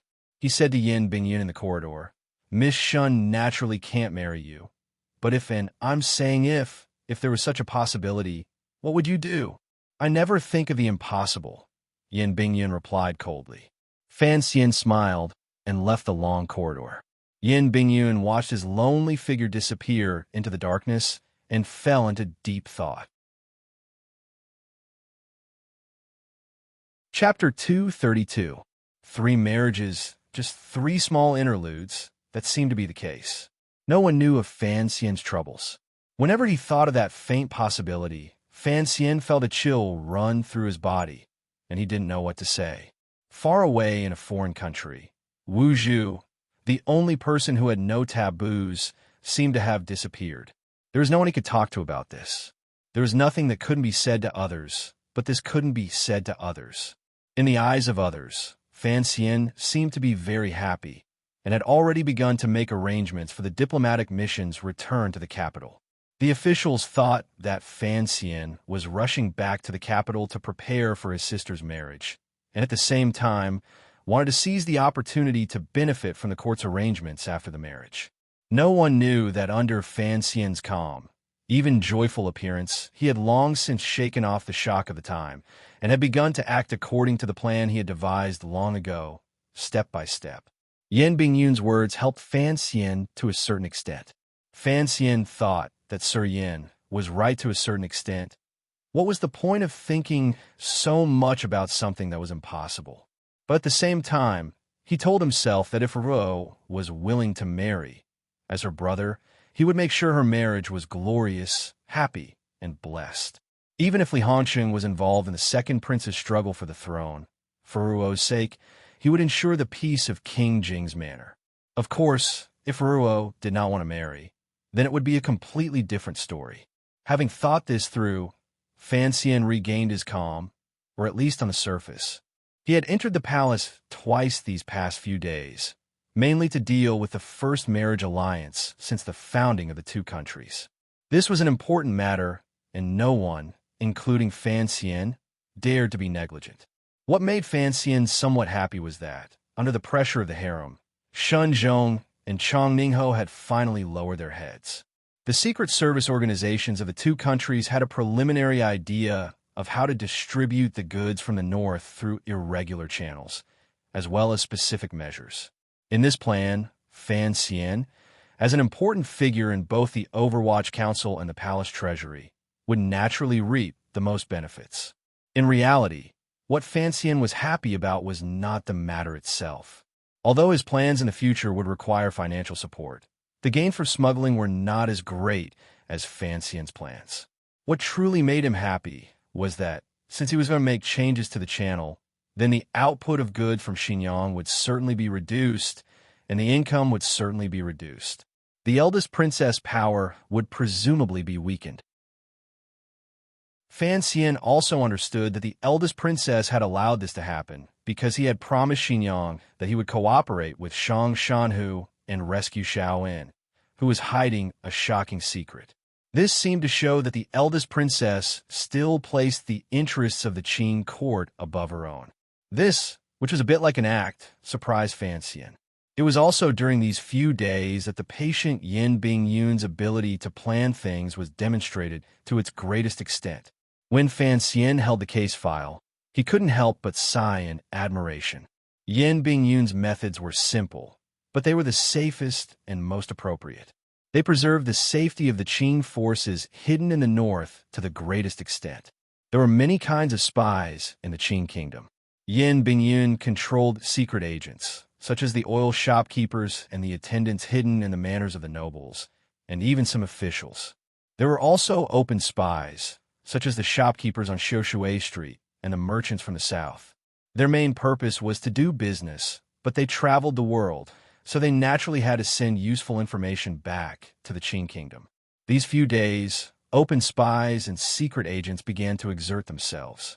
The intelligence system, which had been in hibernation for a year, began to awaken and immediately displayed its powerful investigative abilities.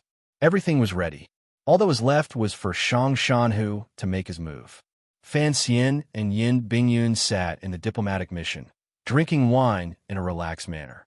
Fan Xian looked at the extremely cold Yin Bingyun and said, "Sir Yin, you are my subordinate after all.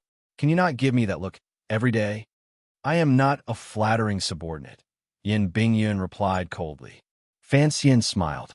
He knew that this man in front of him, who had been hiding in northern Qi for 4 years, had many different faces.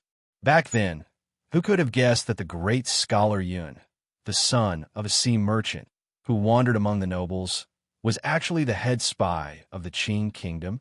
Such a person had to be very good at socializing and very good at using money and power. Yin Bingyun was treating Fan Xian coldly because he was his superior and not because he was the target he wanted to deal with. Northern Qi really is stupid. Fan Xian took a sip of tea. I can't believe they let you out so early and let you stay in the diplomatic mission for so many days. If it were me, I wouldn't trade you for 10 divisions. This was an illusion from Fan Xian's previous life. Yin Bingyun didn't feel anything when he heard it, nor was he moved in the slightest. Perhaps they thought the royal court was stupid enough to trade Xiao in for me. Thinking of this, Yin Bingyun still felt a little depressed. But Northern Qi didn't have much use for Xiao on, and they still had to think of a way to kill him. That was stupid to the extreme. Fan Xian sighed and said, "Someone once said that a country is like a person. It can never be a perfectly functioning machine.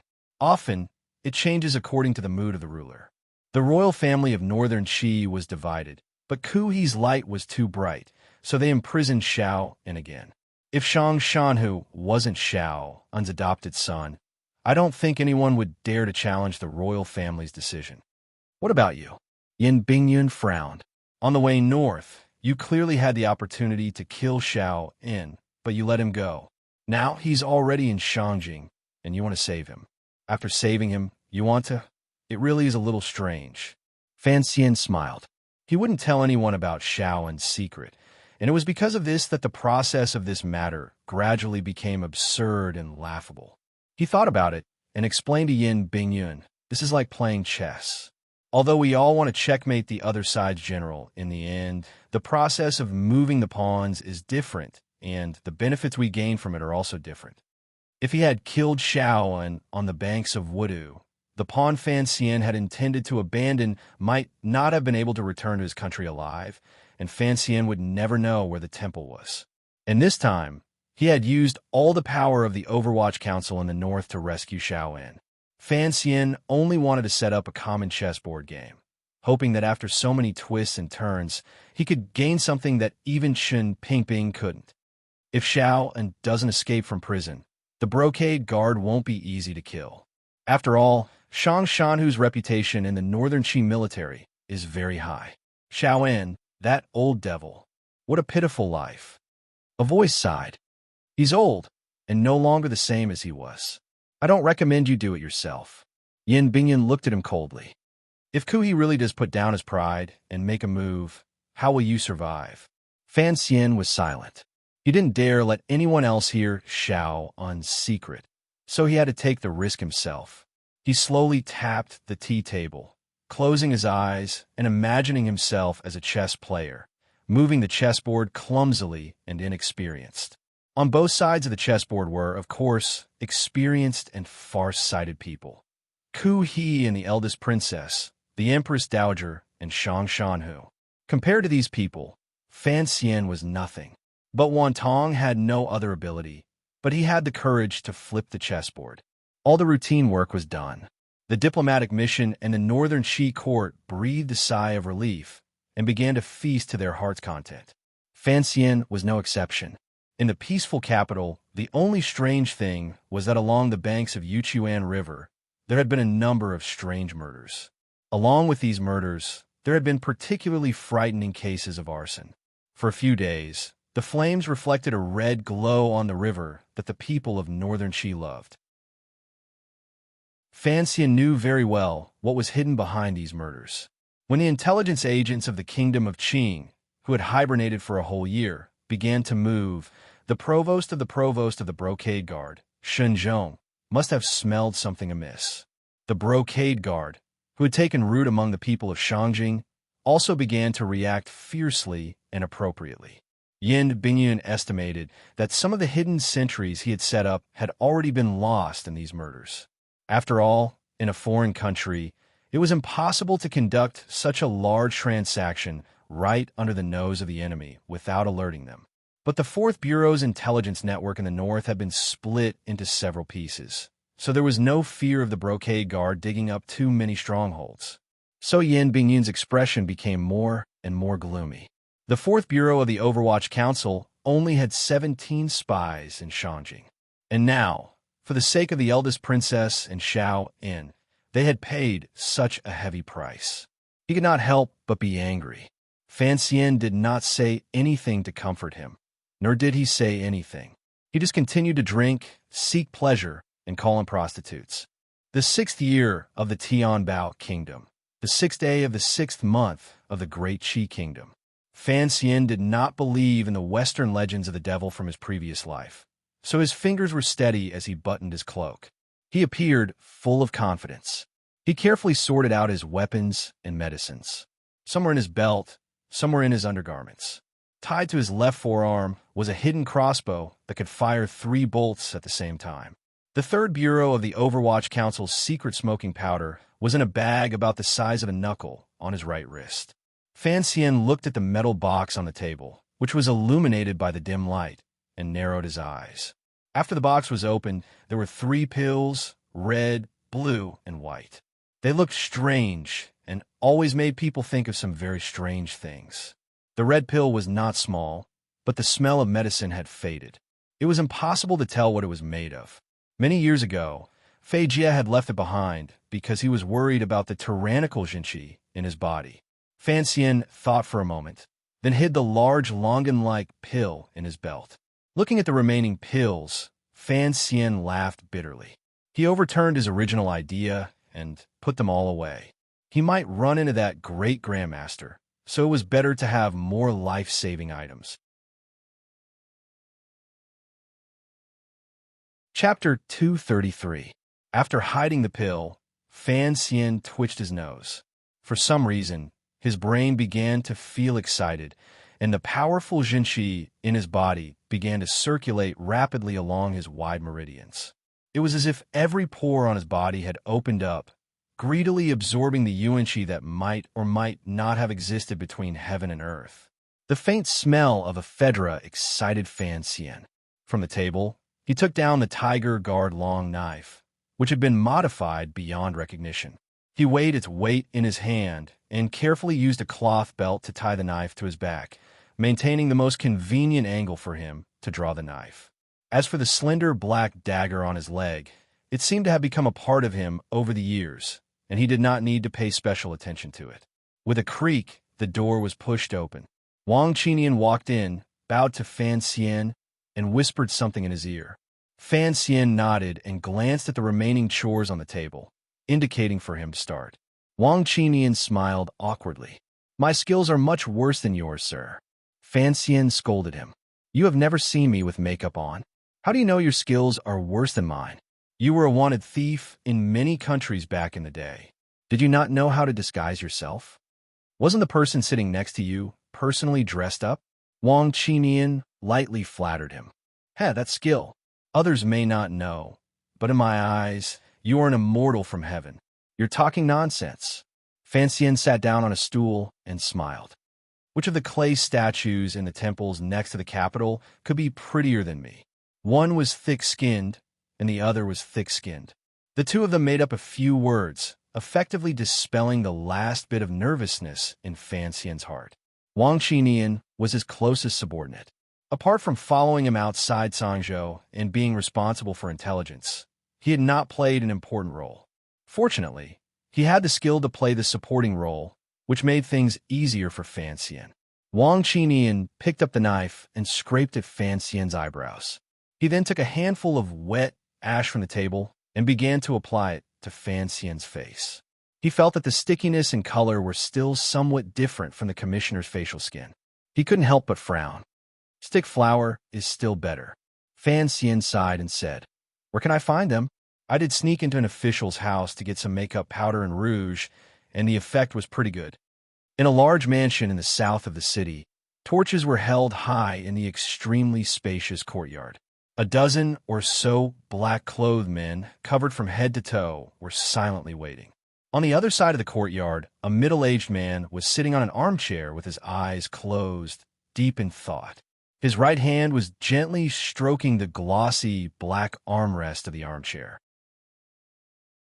His feet seemed casual, but in reality, they were as solemn as a mountain as he stepped on the bluestone bricks.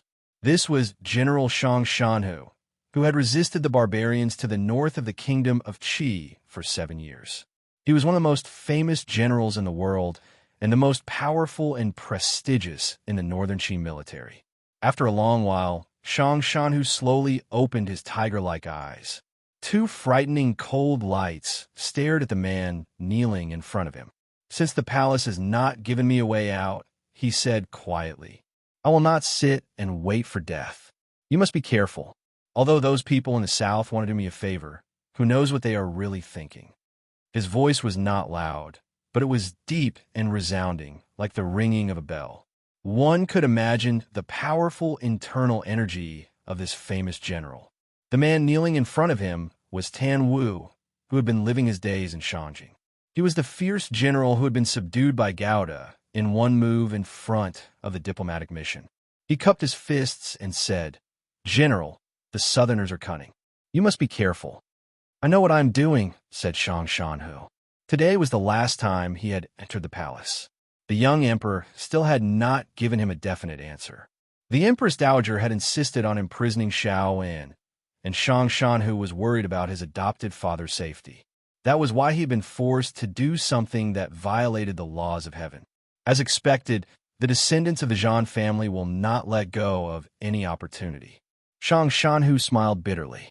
If it were not for the fact that his adopted father knew the secret, the young emperor would certainly have done him a favor. But although the young emperor was a bit feminine, he still retained the heroic spirit that Zhan Qingfeng had left behind. He would not let go of a chance to increase the strength of the country in a short period of time, or even to conquer the south. So it was impossible for his adopted father Xiao Yin to leave that prison alive. Thinking of his adopted father's decades of misery, this general who had been summoned back to Shangjing felt sad. "Go." He gently waved his hand and returned to the rear courtyard. His wife was in a hurry to prepare a gift for the Empress Dowager's birthday in a few days. "Yes." Tan Wu half knelt on the ground and left. In a residential area outside the Chengwu Gate of Shangjing, there was an inconspicuous little yard. Narrow alleys crisscrossed this residential area. Even an old Shangjing resident would be in danger of getting lost. A few dozen feet away from the courtyard, there were some trees that were commonly seen in the north. The trees were as straight as swords, and their white bark was very obvious in the dark. Fortunately, it was already summer, and there had been plenty of rain this year, so the leaves were especially lush. Fan Xian carefully adjusted his zhenqi, valiantly controlling the pulse of his heart. He allowed his body, shrouded in black, to blend in with the surrounding environment to ensure that no one would discover him. His gaze pierced through the palm-sized leaves, looking down at the house to his right. He calmly waited for Shang Shanhu to begin his rescue of Xiao Wen.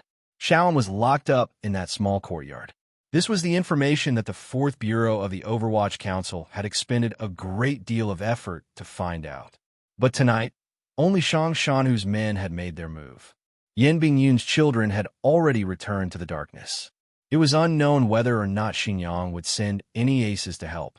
To rescue a prisoner in Shangjing was a violation of the laws of heaven. Regardless of whether or not he succeeded, the relationship between the royal family of Northern Qi and the military was on the verge of breaking. Thinking of this, Fan Xian, who was lying on the branch like a koala, couldn't help but feel great admiration for a certain noble in the south. Although the eldest princess was a crazy woman, she was indeed a very powerful, crazy woman. From the day she turned around and sold out Yan Bingyun, it seemed that she had calculated all the changes that followed. No matter how they changed, the Qing court would receive great benefits. This woman was truly not simple. The night gradually deepened, and the courtyard under the tall tree was still quiet. In the distance, a baby was crying by the riverside.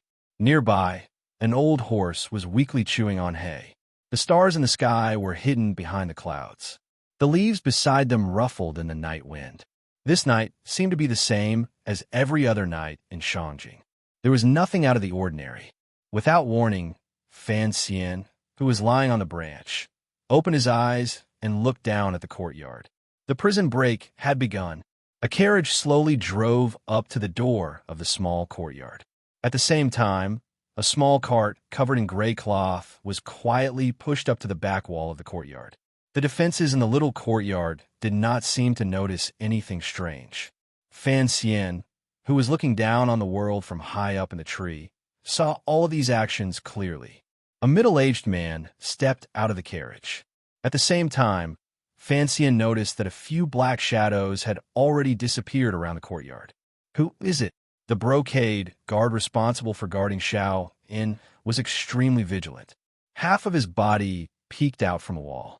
In his hand was a heavy crossbow, aimed at the middle-aged man standing at the door of the courtyard. The middle-aged man was Tan Wu, whom Fan Xian had met once before. He smiled and opened his mouth to speak. Suddenly, two black lights flashed, and two deadly crossbow bolts, one on the left and one on the right, ruthlessly pierced through the throat of the brocade guard. Blood splattered. The brocade guard's neck looked as if it had two iron rods attached to it. It looked incomparably bloody. Attack. Tan Wu gave the order in a quiet voice. What responded to him was a loud noise. A brawny man stepped out of the carriage. He was about 8 feet tall and held a large iron hammer in his hand. He strode to the door of the courtyard.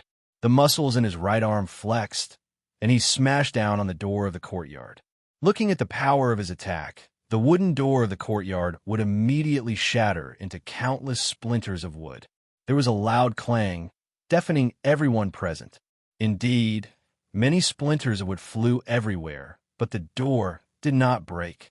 Inside the wooden door, there was a layer of steel plate. High up in the tree, Fan Xian shivered. The place where the Northern Qi brocade guard imprisoned criminals was not as simple as it seemed. In an instant, the brocade guard in the courtyard had already reacted. They began to concentrate their men at the entrance of the courtyard. As the brawny man smashed down with his hammer, even the steel plate door began to creak and tremble. It seemed as if it could not withstand another few blows. A series of battle cries rang out, and a dozen or so black-clothed men climbed up the wall, clashing with the embroidered uniform guards inside. These black-clothed men's martial arts cultivation was not ordinary, but the most powerful thing about them was the murderous intent contained within their moves. Every move they made was accompanied by the power of wind and thunder, as if they were ready to risk their lives. These brocade guards, who had been guarding the bustling city of Shangjing for many years, were no match for these soldiers. Fresh blood covered the night, and they were quickly defeated. Fan Xian watched all of this coldly from the tree. He knew that Shang Shanu's men were breaking down the door because Shaoan's legs had been crippled. He could not walk. He watched the brawny man smash the steel door like a laborer, and couldn't help but think to himself, smash the wall. He seemed to have forgotten that it was he who had ordered Shaoan's legs to be smashed. Chapter 234. The sound of a broken gong rang out. The steel plate that had been sandwiched in between the wooden planks had finally been smashed by the burly man. No one cheered. Not even the brocade guards in the courtyard cried out in alarm. The courtyard door fell with a creak, and the brocade guards, who had been prepared for this, shot through the air with their thin crossbows. It was extremely dangerous. The burly man's right arm had long since become numb from the dozen or so strikes, and the Jinqi in his body had been completely used up. Seeing the crossbow bolts flying towards him, he had no extra energy to react. There were countless chi-chi sounds as the crossbow bolts all pierced into his broad body. One of them pierced through his eye socket, and with a squeak, a bright red crystalline object shot out from his eye socket. Under the pain, the burly man let out a wild howl. Carrying the countless crossbow bolts on his body, he pounced into the courtyard. Every time he took a heavy step, a large amount of blood would spurt out of his body. He only took 3 steps forward before he fell to the stone floor like a small mountain.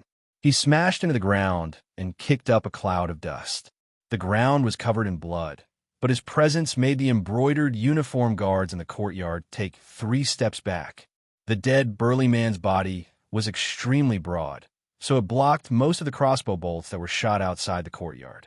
Using his body as cover, Tan Wu and the remaining experts floated him like a gust of wind. By the time the burly man's body pressed down on the brocade guards, everyone had already killed their way to the side of the brocade guards. At this time, the fighting on the high wall had also retreated into the courtyard. A dozen or so black-clothed men wielded Namr short knives, which were rarely seen in Shangjing. They had actually forced the 20 or so brocade guards into a small circle that was less than 10 feet wide. The black-clothed men's attacks were extremely ruthless and harsh.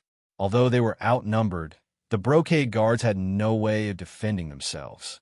The scene at this time was like a shark in the deep sea surrounding a large school of fish. The dense school of fish would always be torn apart, and blood would fall into the sharks' mouths. Not long after, the school of fish would be completely devoured. But Tan Wu could not wait.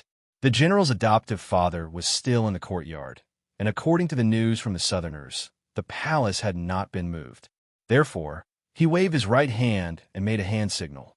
3 of the black-clothed men with the strongest martial arts separated themselves and charged into the building.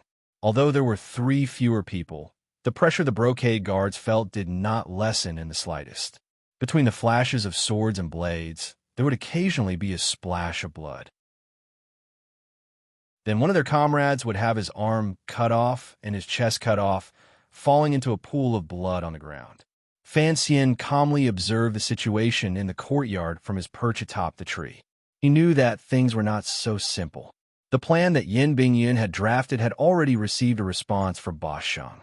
Shang Shanhu and Xinyang both thought that this sudden attack was a very good plan. In that case, Yin Bingyan must know what the brocade guard's backup plan was. Tan Wu also knew that things weren't that simple. It was a scream of pain after being injured, but it was also a warning. The 3 black-robed elites who had charged into the building earlier were sent flying out of the building. Blood gushed out of their mouths as they flew through the air.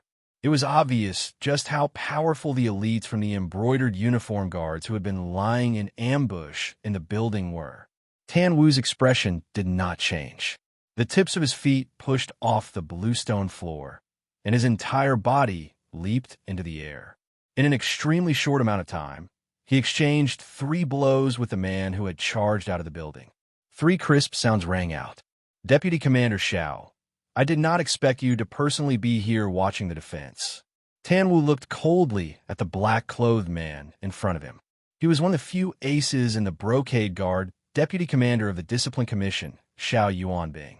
This man's eyes were deep and bright. He looked coldly at Tan Wu and said, The Empress Dowager knows that you rebels and traitors will come to make trouble. I will personally stand guard here and see who can rescue this prisoner. This deputy commander, Xiao, spoke with great confidence. Tan Wu covered his mouth and coughed twice, spitting out a few drops of blood. He was no match for his opponent, but there was not a trace of panic in his eyes. Instead, he narrowed his eyes and looked at the back of the courtyard. Fan Xian, who was on the tall tree, was no longer paying attention to the fight in the front yard. Instead, he looked at the small cart at the back of the courtyard. At this moment, the small cart was pressed tightly against the stone wall at the back of the courtyard. The wall looked ordinary, but it was incomparably sturdy. A very soft hissing sound rang out. Deputy Commander Xiao frowned slightly. With a palm strike, he pushed back Tan Wu, who had rushed forward to attack, and turned his head to look at the back of the building. Fan Xian carefully adjusted his posture, ready to go down the tree at any time. Looking at the small cart, he gently opened his mouth and spat out a single word soundlessly, explode. An earth-shattering explosion rang out in that instant. The small cart had exploded for some unknown reason. Like a bolt of lightning, it blasted a large hole in the stone wall at the back of the courtyard. Stone fragments flew out like arrows, and in an instant, the 30 brocade guards lying in ambush at the back of the wall exploded into bloody corpses. This was the greatest sincerity that the Overwatch Council had shown to Shang Shanhu. A cart of secret explosives from the 3rd Bureau had finally come into play. Of course, this was something that Fan Xian had arranged, but he hadn't expected the 3rd Bureau to be so sincere. He couldn't help but feel some lingering fear. Don't be afraid that Xiao In, who was in the building, would be blown to death. As the stone fragments fell to the ground, there was a rustling sound. A jet-black carriage fearlessly drove up to the gap in the back wall. A few people rushed into the courtyard, braving the falling stones and dust that covered the street. Not long after, these people ran out of the gap, carrying a person who couldn't move easily. They got on the carriage and rushed to the mouth of the alley in the distance. From afar, the person on the back could be seen. His hair was white and unkempt. It was Xiaowen. But strangely, Fan Xian slightly narrowed his eyes, but didn't go down the tree to follow. At the back wall, the valiant carriage disappeared into the night, leaving behind only the clattering of hooves and the sound of the wheels rolling over the stone road, echoing in the silence of Shangjing. Deputy Commander Xiao was held up by Tan Wu's fearless tactics and had no time to pay attention to the shocking changes at the back wall. Today, Shang Shanu's faction had stormed the front gate, but they had secretly ambushed the rear wall. The entire defensive strength of the small courtyard had been drawn to the front yard. Deputy Commander Xiao had carefully placed 30 brocade guard machete men in ambush at the rear wall. But no one expected that after that loud bang, the expected sounds of fighting did not ring out as they had expected. Thinking of that loud noise, Deputy Commander Xiao couldn't help but feel his heart palpitate. That kind of noise shouldn't be human. Could it be the wrath of the gods? Thinking of this, his hands gradually slowed down. Taking advantage of this opportunity, Tan Wu roared and rushed forward with his fist. His whole body was forced to retreat. After paying the price of the lives of a few of his subordinates, the remaining 8 or 9 men in black had already killed their way out of the courtyard, ready to disappear into the night. Ta-ta-ta-ta. Unexpectedly, the carriage that had disappeared into the night, for some unknown reason, actually came back at high speed. Tan Wu was shocked and led a group of men in black back. They met up with the carriage at the fork in the road south of the courtyard. He shouted, "Why didn't you leave?" The carriage was full of broken marks. It was obvious that it hadn't been made by stones, but by some long-range weapon. The good soldier, sitting in the driver's seat, had a look of despair on his face. He said in a hoarse voice, "General, we've been ambushed."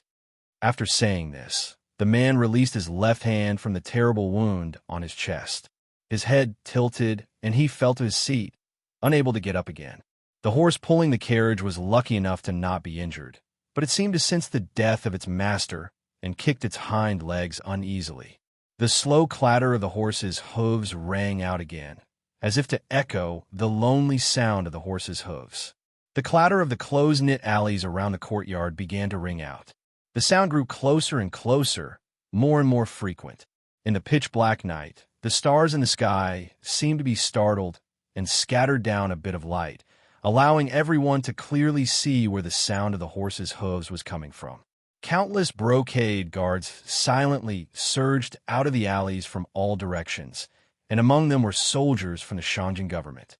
The sound of the horse's hooves rang out, and the solemn ambushers surrounded the lonely carriage and the 9 men in black next to it. Wherever their spears pointed, there wasn't a gap to escape. Capture them. The brocade guards parted. The provost of the Discipline Commission of the Brocade Guard, Shun Zhong, smiled and said, "General Shang Shanhu has given me this opportunity. Many thanks, many thanks." Failing to rescue the prisoners, Shun Zhong had finally found a chance to bring down Shang Shanhu. Given the current situation, he could not help but be happy. There was no despair on Tan Wu's face, nor was there shock. There was only incomparable anger and resentment. In the plan to rescue the prisoners tonight, he had already thought about what would happen if they failed. As one of Shang Shanhu's personal soldiers, he had no thoughts of cherishing his life. But Tan Wu was still very angry.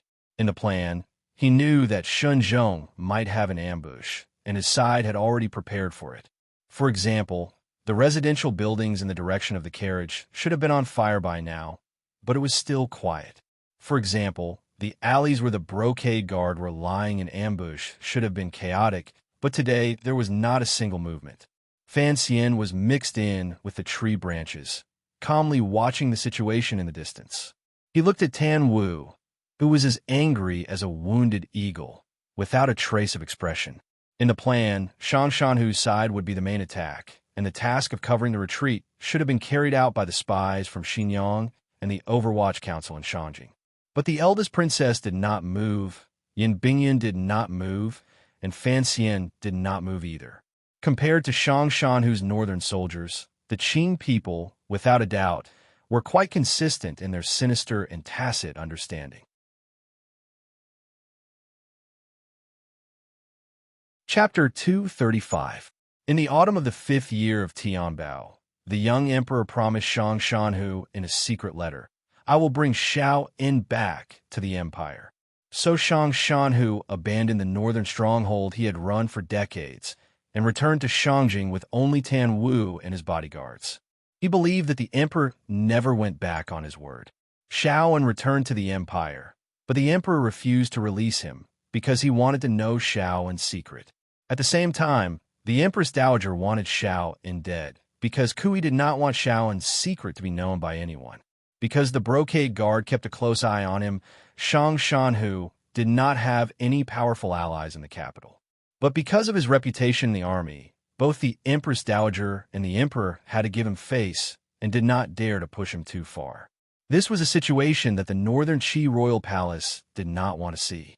So if they could find an opportunity to weaken Shang Shanhu's power or reputation, they had to seize it. Like today, Shenzhong looked at Tan Wu beside the carriage.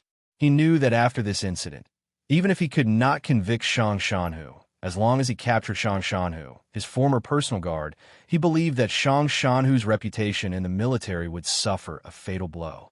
Colluding with the Qing kingdom was a crime that no soldier could bear. At that moment, Tan Wu tilted his head and opened his mouth to curse. "Damn the Qing kingdom." Shenzhong smiled. "I heard that loud noise earlier. Aside from the 3rd Bureau of the Qing Kingdom's Overwatch Council, who else could come up with something like this?" The Qing Kingdom helped General Tan break out of prison. This matter is settled. Unexpectedly, Tan Wu completely ignored him. He only turned his head to look at the 9 subordinates behind him.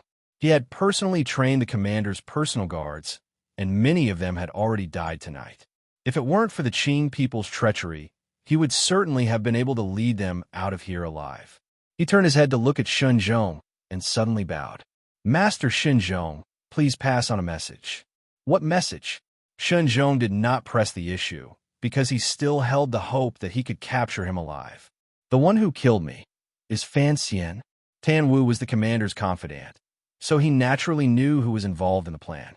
Fan Xian was the commissioner of the Overwatch Council and happened to be in Shangjing, so his role in it was obvious. The name Fan Xian came out of his mouth, filled with resentment and hatred.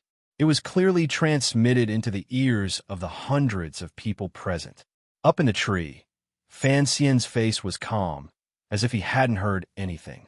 He knew that Shang Shanhu would eventually realize that he had played a dishonorable role in all of this. What's more, Tan Wu had roared before he died.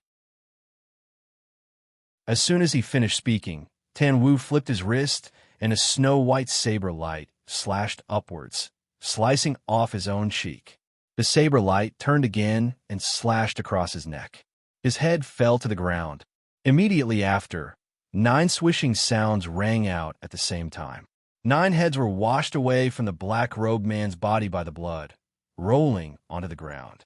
They rolled together with Tan Wu's glaring, bloodied, and incomparably miserable faceless head. Strangely, Shenzhong did not stop them from committing suicide. He only watched coldly. After a while, he said softly, "These were all brave warriors of the nation. It is a pity that they were killed by the Qing people. Everyone, give them a proper burial." As Tan Wu killed himself, Fan Xian's heart trembled slightly. With his exceptional hearing, he heard Shenzhong's words. Only then did he realize that Shenzhong was not a simple man. All of the people who had tried to break out of the prison were dead. Only the lonely carriage remained, surrounded by the brocade guard. Everyone knew that the ancestor of the brocade guard, Xiao En, was in the carriage. He was no longer as brave as he was in the past. Without any warning, the carriage suddenly burst into flames. It was unknown what was attached to it. The fire was so strong that it enveloped the entire carriage in a moment. The horses in front were startled, but they could not make a sound. They continued to charge forward with the carriage in their mouths. There was a flash of saber light, and 2 horses fell to the ground with a thud. Their heads were bleeding profusely. Shenzhong looked coldly at the burning carriage. No one knew what he was thinking. Deputy Commander Xiao looked at Fan Xian and said anxiously, "Sir, quickly put out the fire. His Majesty wants Xiao and alive." Shen Zhong smiled and waved his hand, stopping his subordinates from putting out the fire. He motioned for Deputy Commander Xiao to come in front of him. "But the Empress Dowager wants Xiao and dead," he said quietly. Deputy Commander Zhao's expression froze. He knew that what he had said earlier was a bit impulsive. He then noticed that a strange feeling had appeared in the corners of Shen Zhong's eyes. He heard Fan Xian quietly say to himself, "After being locked up for so many years, since I can't escape, death may not be a bad choice." The flames soared into the sky. In a short while, the carriage had been burnt to a crisp and fell into the street. Black ash rose, and the heat was suffocating. As soon as the fire stopped, a brocade guard corner stepped forward and began to carefully examine the corpse in the carriage. Not long after, he reported, "It is indeed Xiao In." Shen Zhong nodded. "The leg injury is new?" "Yes. The injury was not more than 2 months old." "Tooth. It is the same as what was recorded at Wudu. There are 3 missing teeth." Shen Zhong's expression was a bit strange, as if he could not believe that Xiao had died. It was as if he did not know how to express his feelings. In short, his smile was a bit strange and a bit indifferent. In the southern part of the city, in the residence of General Shang Shanhu, a famous general was talking to his wife. There was a list of gifts on the tea table next to them. Sounds of conversation could be faintly heard in the courtyard. His wife looked worried. "Master, it is the Empress Dowager's birthday. You cannot leave the capital for a few days. What should we do?" In the past, the general's residence would have been quiet at this time, but for some reason, even his wife was not asleep. Shang Shanhu's expression did not change. "Of course I cannot leave," he said in a low voice. "Then the birthday gift." The wife lowered her head and asked for instructions. "Of course I cannot prepare it.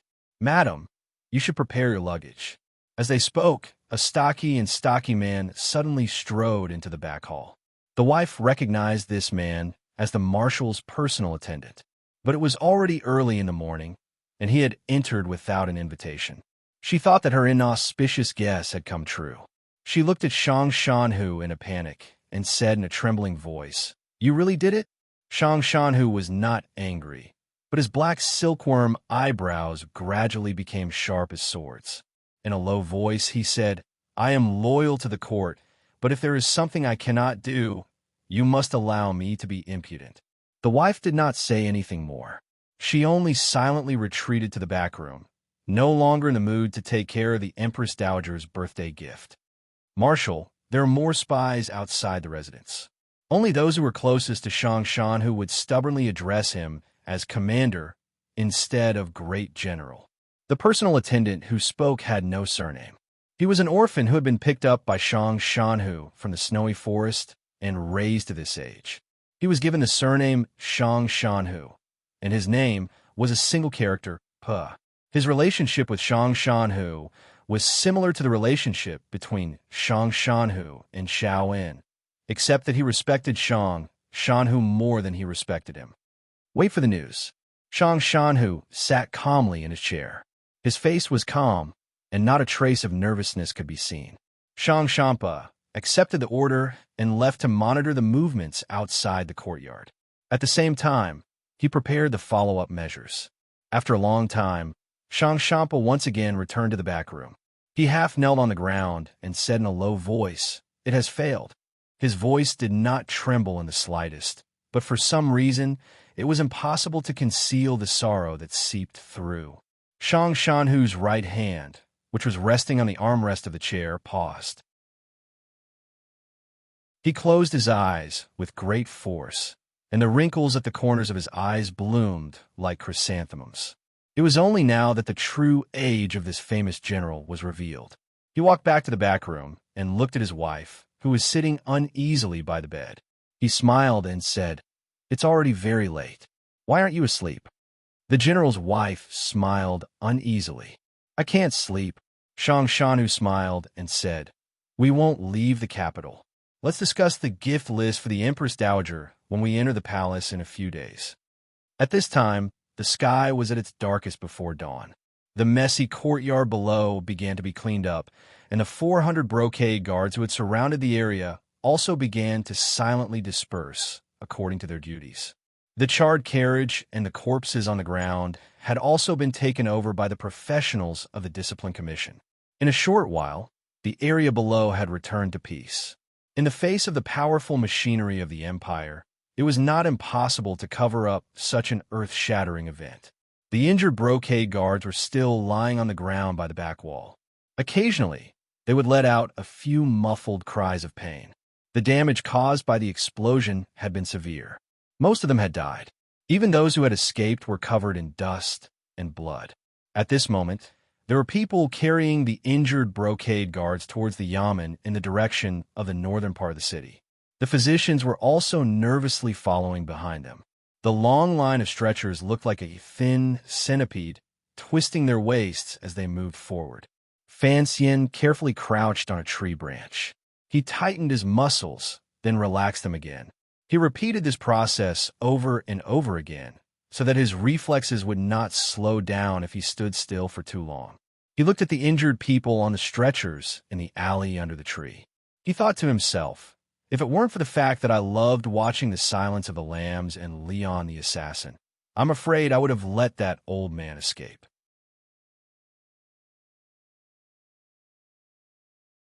Chapter 236. The battlefield under the tree had quieted down. The brocade guard had used carriages to transport a lot of water from the Yuchuan River. With a tilt of the bucket, the clear water splashed onto the street. In a flash, the dust and blood on the ground were washed away, leaving only the wet, clean stone slabs. There were brocade guards keeping watch all around, and there were also related yamens conducting surveillance in the various houses, so there were no unusual movements around the T-shaped alley. The stone wall at the back of the courtyard was also beginning to be temporarily sealed up. In short, the Discipline Commission had to restore this area to its original state as quickly as possible. The palace did not want to bring up this matter at this time. After all, Tan Wu and the others had died a heroic death. It would be difficult to frame Shang Shanhu, and after all, they had to consider the military's attitude, so they were prepared to keep it under wraps for a while. The morning birds chirped. The brocade guards raised their heads and looked at the sky, which had not yet brightened. They thought to themselves that the birds had woken up early. Did they know what had happened here? Hiding under the tree, Fan Xian wiped away a drop of cold sweat from his forehead. He cursed the sleepless birds in his heart. He carefully hid his figure in the darkness before dawn, following the wounded brocade guards from a distance as they made their way north of the city. There were no pedestrians on the long street, and there was no rustling of street sweepers from his previous life. He leaped across the two-story buildings on the neighboring street, confident that no one would discover his tracks. The stretcher-bearers were already far away from the small courtyard and had entered another, but he didn't know if it was the Discipline Commission or the 13 yamens. The wounded were separated into different rooms, waiting for treatment. A few bloody doctors hurried in and out. Fan Xian circled around to the back and waited behind a few bamboo baskets in the corner. Not long after, a few muffled grunts came from a side room. The sound was very soft, but clearly reached his ears. After a few breaths, a person climbed down from the wall. His movements were slow, and after landing on the ground, he carefully tidied up his clothes and confirmed his identity token. Only then did he step forward and walk toward West Street. Fan Xian saw that the person was wearing the uniform of the brocade guards. Although the man wore his hat tightly, a few strands of white hair still flew out. As he slowly walked, the white hair trembled slightly, looking extremely miserable in the night wind.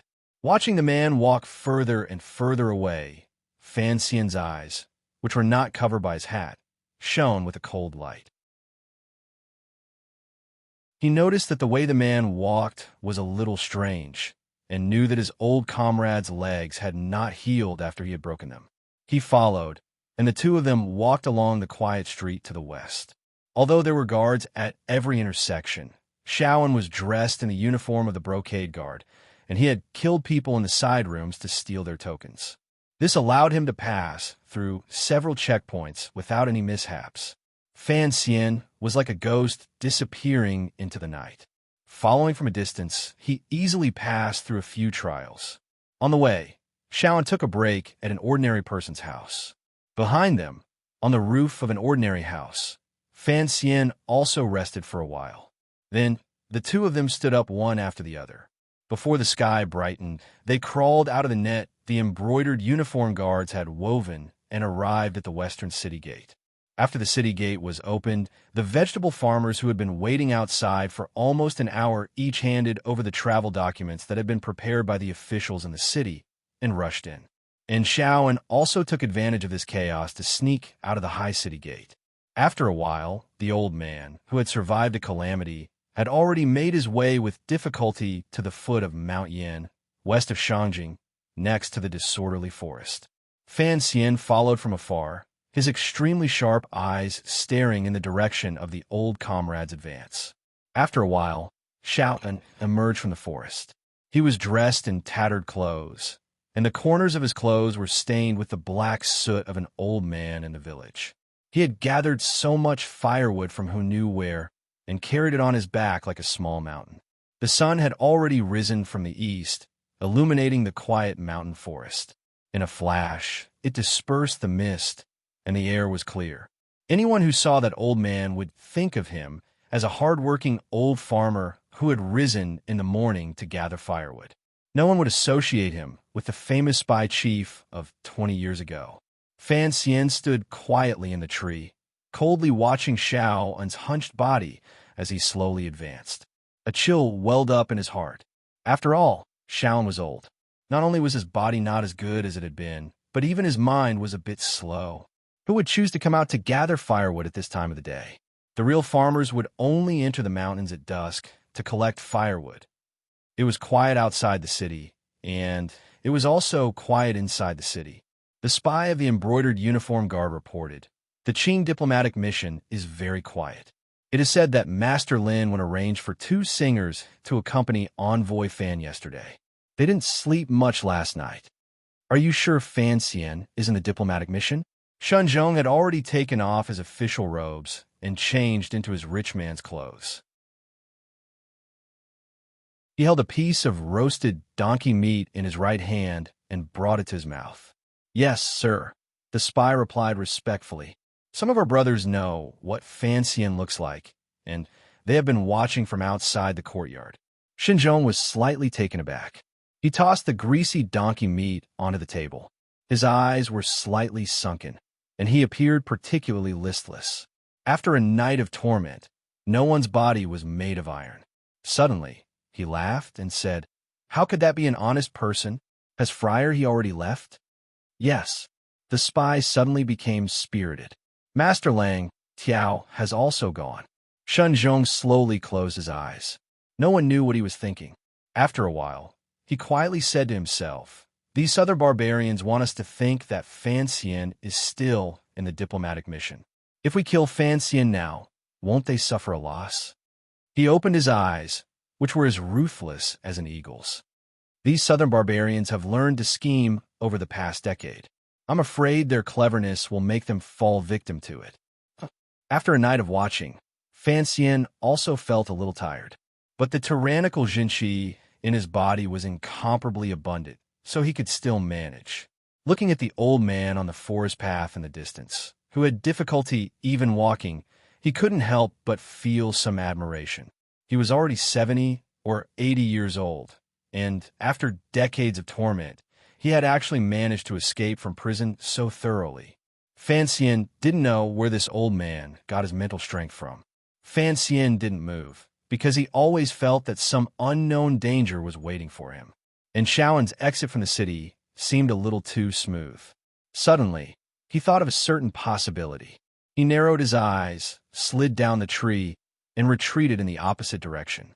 In a flash, he disappeared to who knew where.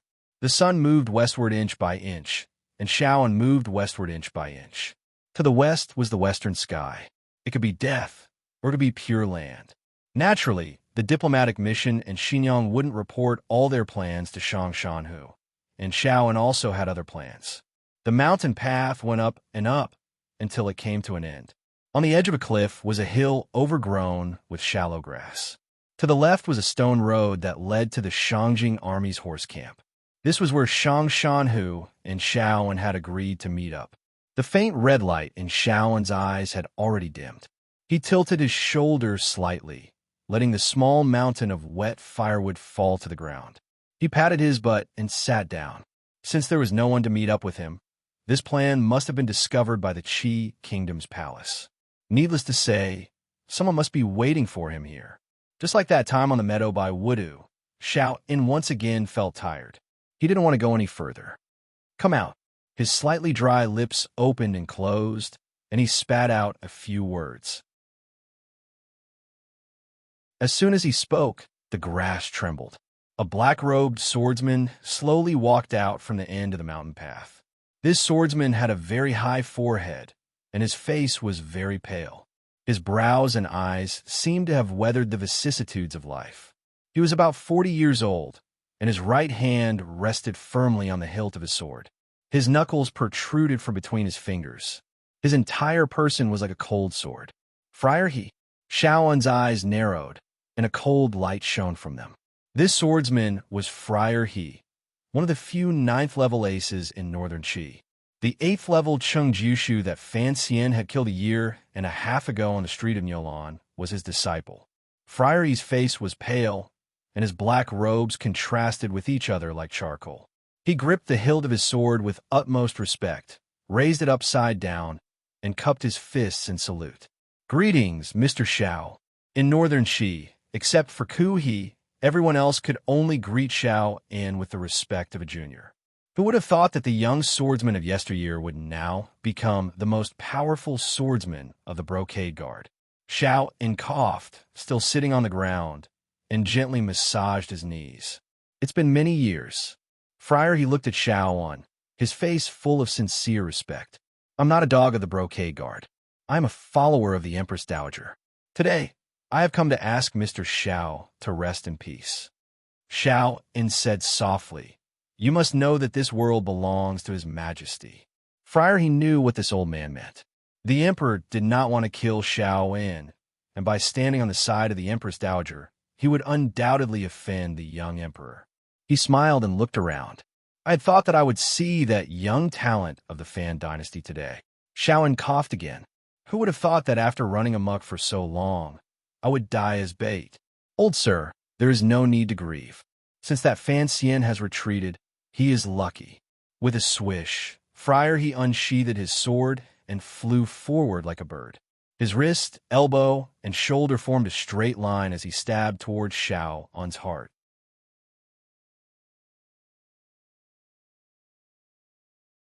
Chapter 237. The tip of the sword plunged into Xiao-in's left shoulder, and he pulled it out in a split second, drawing out a spray of blood. However, the flower was not particularly beautiful. Xiao-in's old body seemed to have much less blood in it than a young man's. With a dull thud, Friar He held his sword across his chest and retreated. Xiao-in sat on the ground, holding a branch as thick as a forearm in his withered right hand. When Friar He thrust his sword earlier, the old man had used some unknown technique to disregard his left shoulder and strike Friar He's shin with the branch from an impossible angle. The tip of the branch in his hand had been smashed to smithereens, a testament to the strength of the blow. Friar He felt a sharp pain in his left leg, and his already pale face turned even whiter. His right hand still held the hilt of his sword steadily, but his left leg, which had been struck by the tree branch, began to tremble. He had thought that, with his 9th-level strength, it would be easy for him to kill a weary old man covered in old wounds. Even though he knew that his opponent was Xiao-in, the terrifying Xiao-in he had known all those years ago, he had made ample preparations. But he still did not expect the old man to be so unpredictable and strange. Xiao-in coughed and said, "My leg was broken by that Fan kid, so I had to hit your leg first, even if I couldn't break it." Before Xiao-in could finish speaking, Friar He swung his sword again. His sword was like a swimming dragon, circling around Xiao-in, who was trapped on the ground. He had long since let go of any thoughts of underestimating his opponent. Instead, he carefully dealt with him as if he were facing a grandmaster. Friar He's swordsmanship was completely different from the common schools of thought in the world. It was said that he had inherited it from a certain barbarian in the north of the mountains, and was as fierce as a swimming dragon. Occasionally, it would be diluted, but it was in harmony with the natural principles of Ku He's lineage. It was said that after he had completed his swordsmanship, he had once asked Ku He for advice and had benefited greatly. At this time, Shaoan only had a wooden stick in his hand. It was difficult for him to move, and he was trapped. Even so, the branch in Shaoan's hand was like the tongue of a viper, flicking and flicking around his body. Occasionally, it would stab out horizontally with a strange edge, forcing Friar He to retreat. But Friar He's true chi gradually rose, and sword light enveloped his body. The air began to buzz, and Shaoan's wooden stick was no match for him. The sword and the staff clashed, and the branch in Shaoan's hand immediately became countless pieces of wood floating in the air. Shaoan stretched out his hand and casually picked up a branch. He thrust it diagonally to the right, breaking Friar He's soul-chasing sword. He came from the mountains with a bundle of firewood, but the wet twigs would run out sooner or later. After an unknown period of time, the heat of the summer gradually rose at the end of the mountain road, and the sun began to spread its sinister rays. Shaoan's tattered clothes were riddled with narrow gashes, from which blood was seeping out. There were a few deep wounds on his chest, and one could even see the flesh torn by the sword aura. However, the old man had lost too much blood, so the wounds were pale. Around his body, there was a layer of densely packed mosquito wings and limbs. These insects that did not know life or death had smelled the blood, but in a moment, they were sucked into the sword chi true power and turned into dust. 5 steps in front of Shaoan, Friar He stood, sword in hand. His pale face was tinged with blood, and his right hand, which held the hilt of his sword, finally showed signs of trembling. He hadn't had it easy either. His black shirt had long since been chopped into a mess by the wet twigs around Shaoan. His body was covered in wounds, and even more frightening were the fresh twigs and stubble around them. "Come out. That fan kid won't come." Friar He swallowed. He hadn't expected the old man's desire to live to be so strong. But seeing that Shaoan was about to die, and that the expected Southern Chi man still hadn't made a move, he couldn't help but call out to his companions. Shaoan's eyelids fluttered, and he glanced at the enemy who had been hiding nearby. "Ku," he called out to these juniors. "Isn't that a little disrespectful?" The man approached in silence, holding a curved knife in each hand. What was particularly frightening about the blades were the many thin steel spikes that looked like the wounds on Friar He's body. He silently bowed to Shaoan. Sister Haidang escorted Mr. Shao back to the capital. Because of His Majesty's strict orders, we could not attack.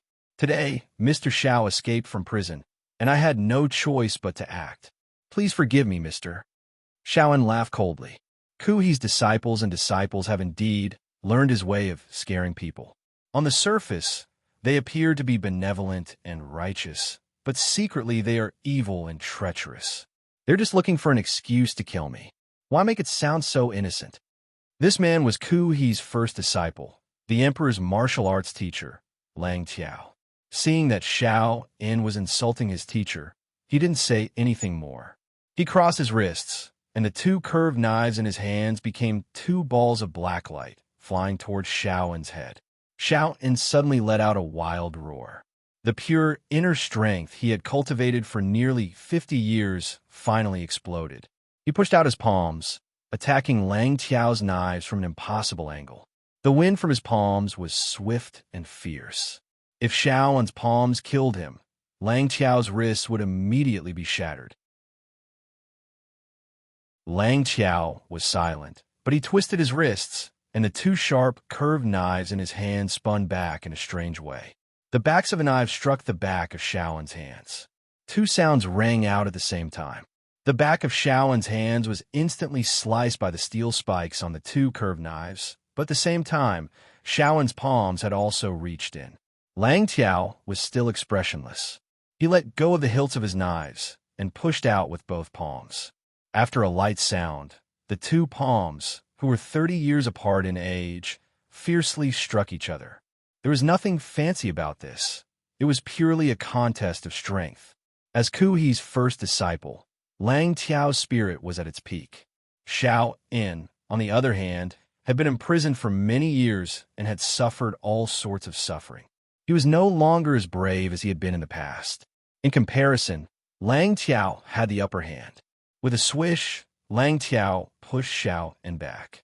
With a flick of his wrist, the knives glowed even brighter, slashing toward Xiao In's shoulders.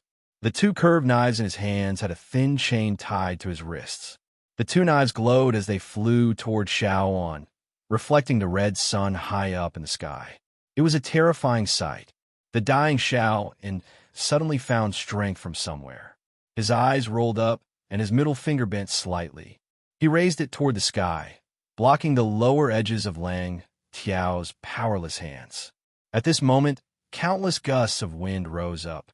A figure, like a gray dragon, soared into the sky from the grass, directly attacking the two combatants. Friar He had been standing with his sword, waiting for this moment. He had been waiting for Fan Xian to come out. He gripped his sword with both hands. He had been accumulating power for a long time.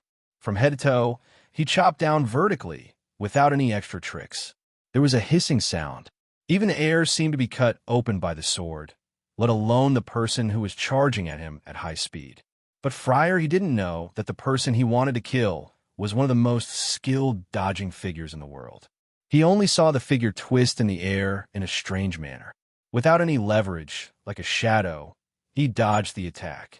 As the old saying goes, the more Wu Zhu fights, the harder it is for Fan Xian to get hit. The sword struck empty air. Friar He's chest tightened, and the countless sounds of breaking air arrived in front of him. He valiantly pulled back his sword and made 3 horizontal slashes, knocking down most of the hidden weapons.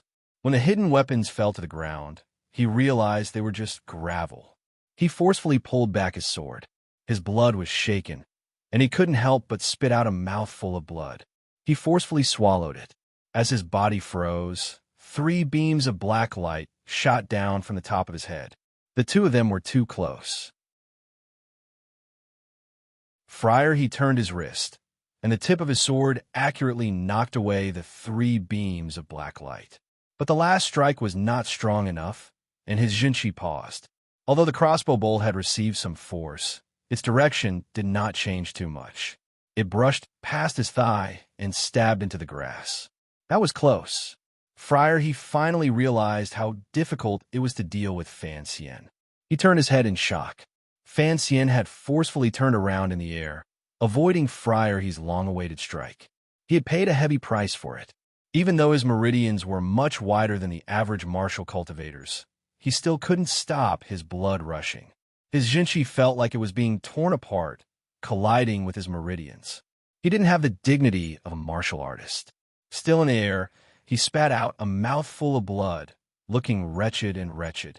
But in a flash, his meridians were cleared. At that moment, Lang Tiao's terrifying twin blades had already sunk deep into Xiao In's shoulders. Fan Xian let out a strange cry.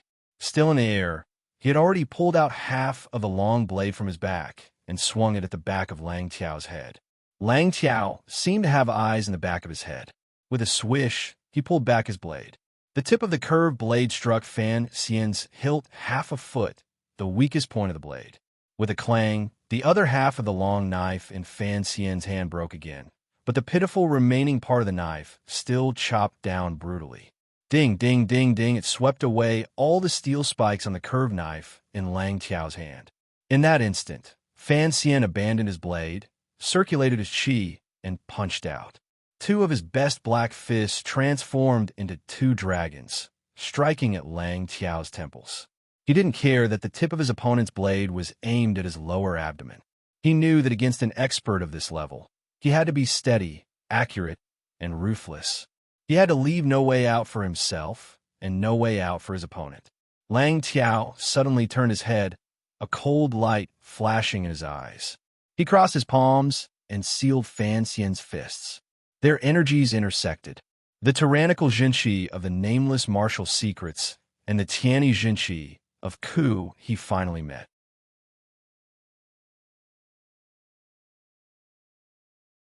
Chapter 238. On the short grass on the side of the cliff, there was an earth-shattering sound. Fan Xian's body was in midair and had the advantage of the heavens. Lang Tiao's feet were on the ground, and he borrowed the strength of the terrain. The two vast waves of Jinshi collided together. Even the grass around the two of them was crushed to dust. Lang Tiao grunted and swung the scimitar tied to his wrist backwards. With a squelch, it pierced into Xiao En's chest. Although this was a double trap, if he couldn't kill Fan Xian, he had to kill Xiao En first. This was something his teacher, Ku He, had always kept an eye on. Fan Xian's palms were scorching hot. Lang Tiao's body turned, and the two scimitars sliced towards Fan Xian's chest like a windmill. The snow-splashing scimitars were coming for his soul. At this moment, Xiao En was about to die, and Fan Xian could no longer escape. There was no longer any possibility of playing cat and mouse, so he gritted his teeth and did the riskiest thing he had done since his rebirth. Ignoring Lang Tiao's powerful scimitars, he reached out and grabbed Xiao En by the collar. In the blink of an eye, he bent his knees slightly and raised his left calf. There was a crisp clang. This was clearly not the sound of a scimitar cutting into human flesh. Fan Xian grunted, flipped over Lang Tiao's head, and flicked a finger with his left hand. This was a small trick. Lang Tiao's earlobe hurt slightly, and his eyebrows flew up. Fan Xian's calf felt as if it had been struck by lightning. It was incomparably painful, but he used the power of the scimitar to grab hold of Xiao En. His uninjured right foot touched the ground, and his whole body had already rushed forward towards the empty area in front of him. He rushed towards a cliff and then jumped down. Lang Tiao's expression was wooden, but he was shocked. Why did his scimitar feel like it had hit steel when it had landed on Fan Xian's leg? He had great confidence in the power of his scimitar. The secret of the round scimitar was enough to cut through metal.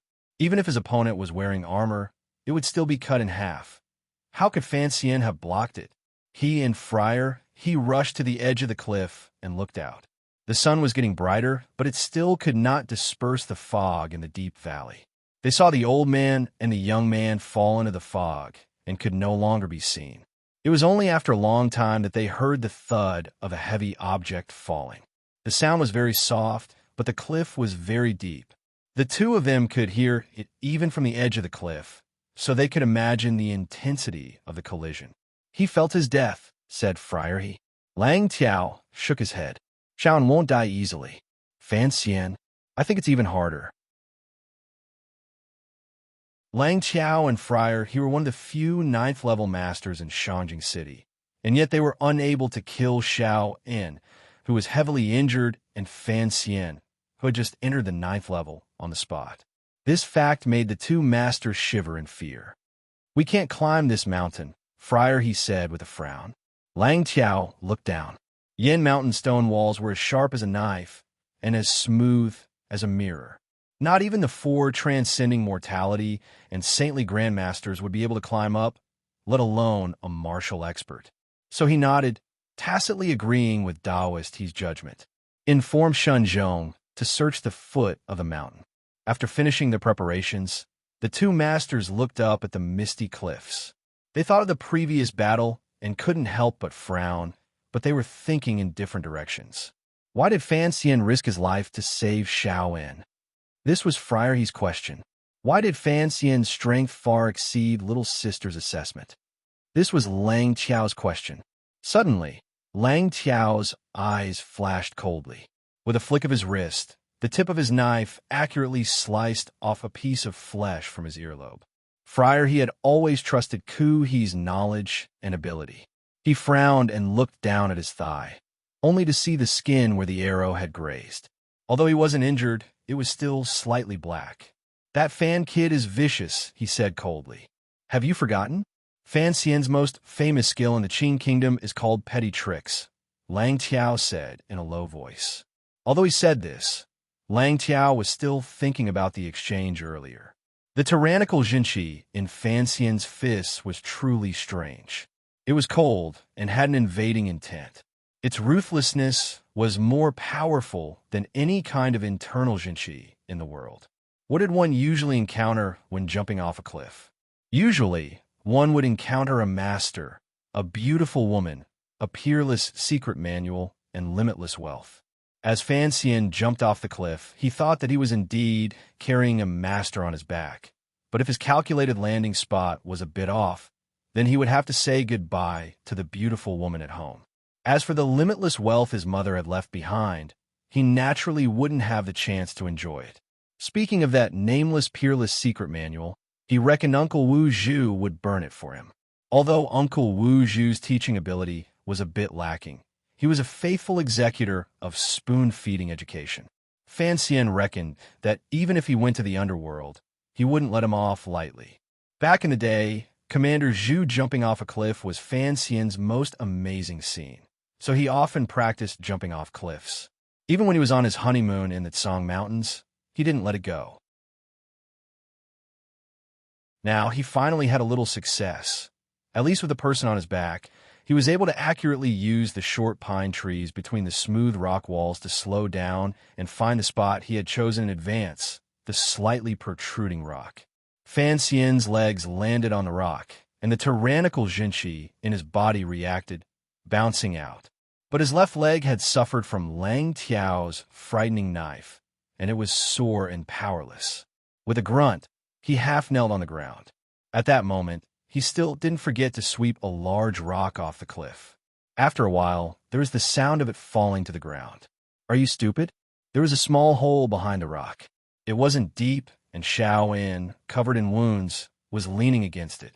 He looked at Fan Xian mockingly. Let's see how you get up there. Fan Xian shrugged. Of course, he wouldn't tell the dying old man his secret. He glanced at the hole and confirmed that it had nothing to do with Zhang, then fed Xiao En a pill. Xiao didn't hold back. He swallowed the pill and looked at Fan Xian mockingly. If this was 20 years ago, how could Lang Qiao and Friar He, two juniors, be a match for me? But you? You are the commissioner of the Overwatch Council of the Kingdom of Qing, the successor of Chen Pingping and Fei Jie, but you were forced off a cliff by someone else, and now you can only wait to starve to death. Fan Xian didn't get angry. He smiled. When an old man likes to talk about the past, it's probably because he's about to die. Xiao En's expression didn't change. I was going to die anyway. After living for so many years, dying is not a loss. The problem is that you're still young, so I don't understand why you came to save me. He paused. But why did you dare to jump into the clouds? Your adopted son only knows how to fight. He doesn't know how to do these things. Fan Xian took out a thin needle from his hair and stuck it into Xiao En's body to staunch the bleeding. Even the brocade guard was able to find out where you met up, much less me. Of course I was prepared. Xiao En allowed him to use his medical skills. He rolled his eyes. Your needle is poisoned. Fan Xian wasn't amused. You're going to die anyway. You have hundreds of poisons in your body.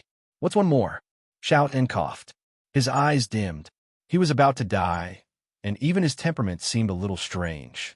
Fan Xian looked at the old man's pale face, which had lost too much blood. He suddenly asked, when Shen Zhong surrounded the courtyard, you should have known that Shang Shanhu's rescue operation was part of the brocade guard's plan. Why did you continue? Continue what? Continue pretending to be injured and painstakingly run out of the city. You knew that there would be aces waiting for you, and that the people who came to your aid had long since been eliminated. Xiao En looked at him and suddenly let out a shrill laugh. Perhaps I was just following the intentions of those people. They wanted to lure you out so that you could accompany me in death. Fan Xian shrugged. Let's talk about something serious. Xiao En's gaze easily passed over Fan Xian's shoulder, as if he were looking at an obstacle. He cast his gaze into the deep, quiet valley. The sun was getting stronger and stronger, and the clouds in front of the stone wall finally began to disperse. The mountain wall in front of him was like a cracked yellow mirror with a different kind of beauty. Well, I've been locked up for a long time. So, even if I die, I don't want to die in prison, said Xiao En. Fan Xian followed his gaze and found that the mountain wall opposite him was extremely smooth. Occasionally, there were cracks that spread out in all directions like the lines of lightning. From far away, he could see an incomparably tenacious small tree growing, revealing its pitiful but respectable green color. There are green trees here, and there's green water and white fog below. It's a good grave. Fan Xian smiled and began to tidy up his left trouser leg. The Overwatch Council's clothes were made of fire, theft, and sharp weapons, but Lang Tiao's knife had shaken a hole in them. He took out the black, slender dagger that Fei Jia had left for him from his boots. Gently stroking the slightly deformed blade, he sighed. "Thank you, but I don't want to change my name to Fan Pingping." "Why did you act so stupidly and throw yourself into a dead end?" Shaoan looked curiously at Fan Xian's disguised face. An ominous bloody froth seeped from the corners of his dry lips. Perhaps when a person was on the brink of death, their curiosity only grew stronger. Fan Xian placed the dagger by his feet and began to massage the meridians in his frozen calf. Calmly, he said, "When I discovered that this was an ambush by Northern Qi, I was indeed prepared to retreat. But seeing that you were about to die, I don't know why my brain suddenly broke, but I jumped out." In truth, the reason was simple. Fan Xian wanted to know Shao in secret. He wanted to know where the temple was. He wanted to know the relationship between the temple and Yi Qing Mei and his own rebirth into this world. Between his own life and death, his past, and the ins and outs of his arrogant mother, Fan Xian, who had always cherished his life, could finally afford to be extravagant for once.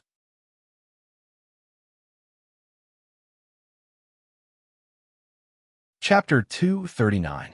The sunlight in the valley seemed to have become tangible. Wherever it shone, the clouds rippled like blue waves disturbed by an oar. Most of the fog had dispersed, but there was still a wisp of smoke lingering in front of the precipice, passing through the scattered green trees. The top of the small cave protruded slightly, and the opposite cliff was very far away from the bottom of the valley. Even with Fan Xian's hearing, it would take him a long time before he could faintly hear the sounds coming from the bottom of the valley.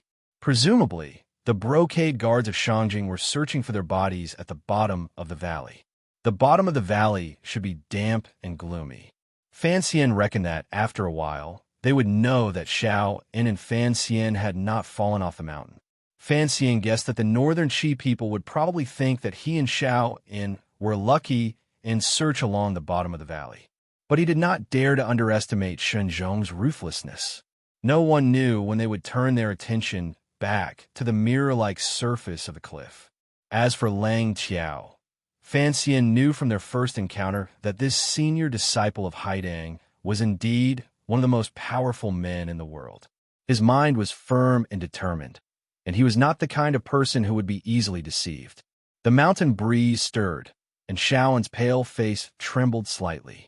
The old man had already fallen into a semi-conscious state and could die at any moment. The sun outside seemed unable to transmit any warmth to this old man who had forced his way to the mountains to meet his death.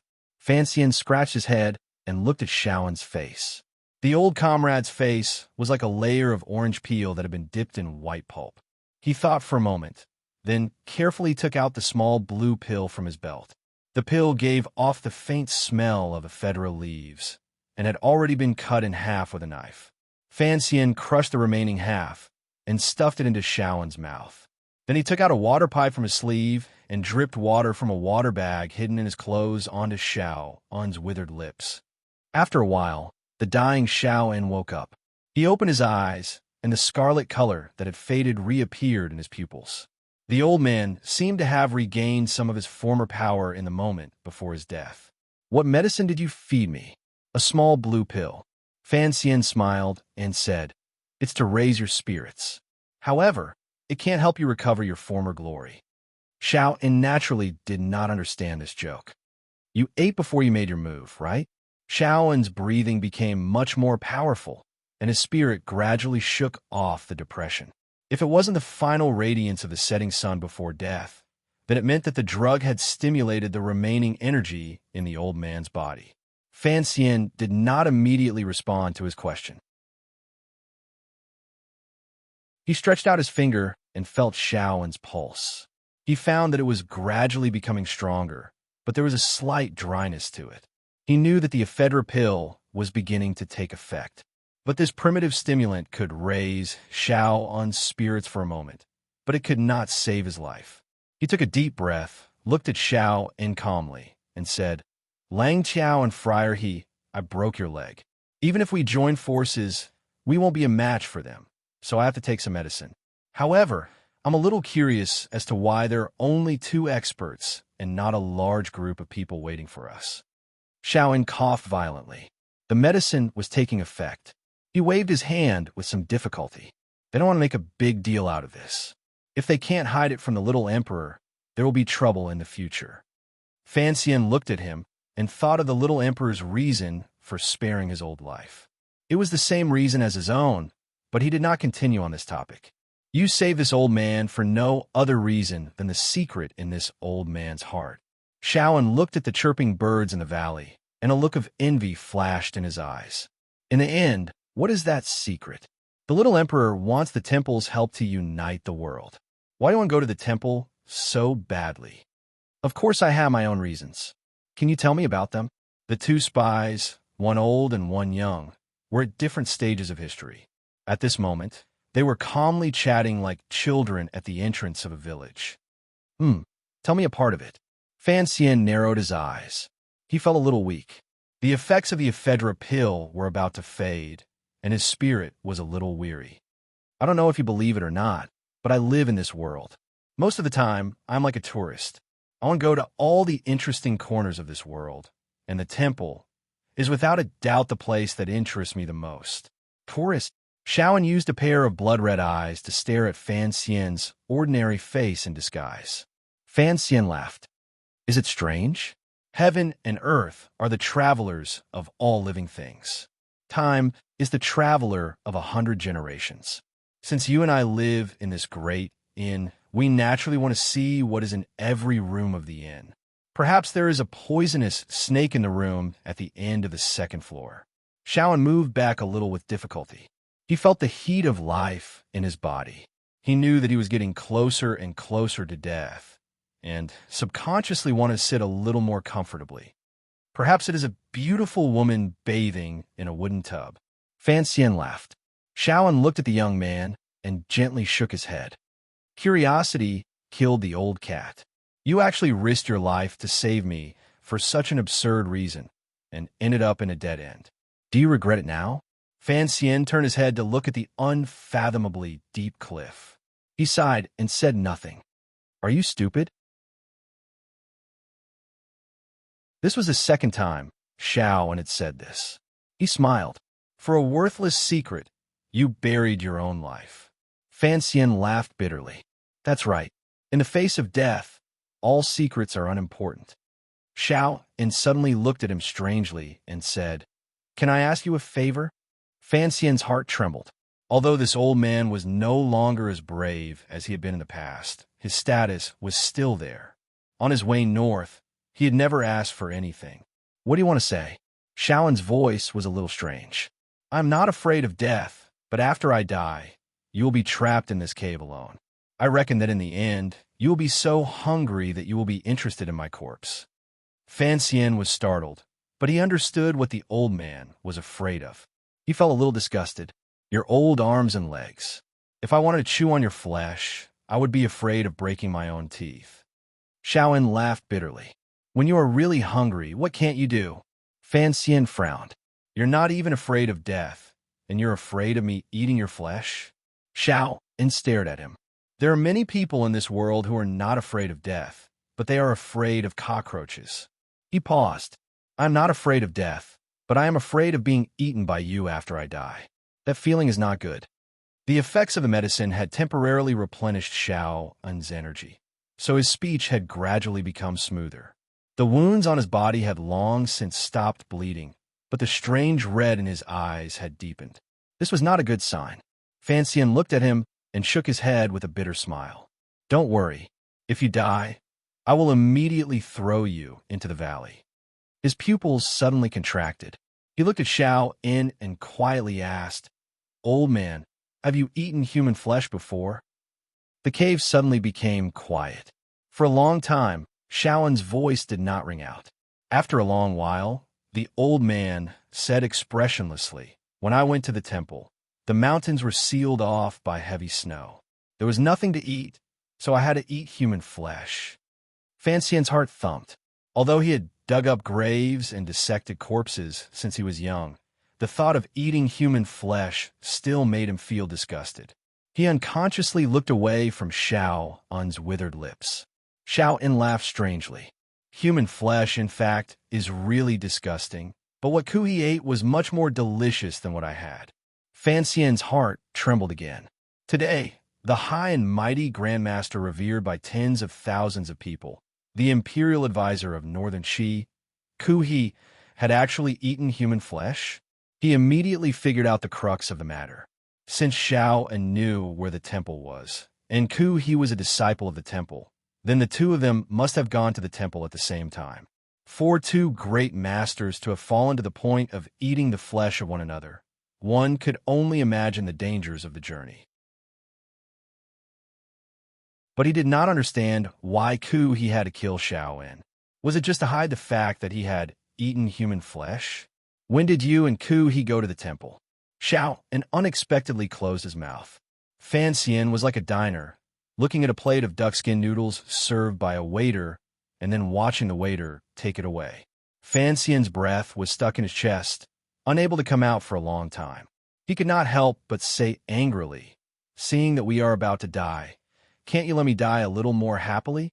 Xiao En rolled his eyes at him and laughed mockingly. "Are you stupid?" Fan Xian sighed. "For you, this secret is no longer of any use to protect your life.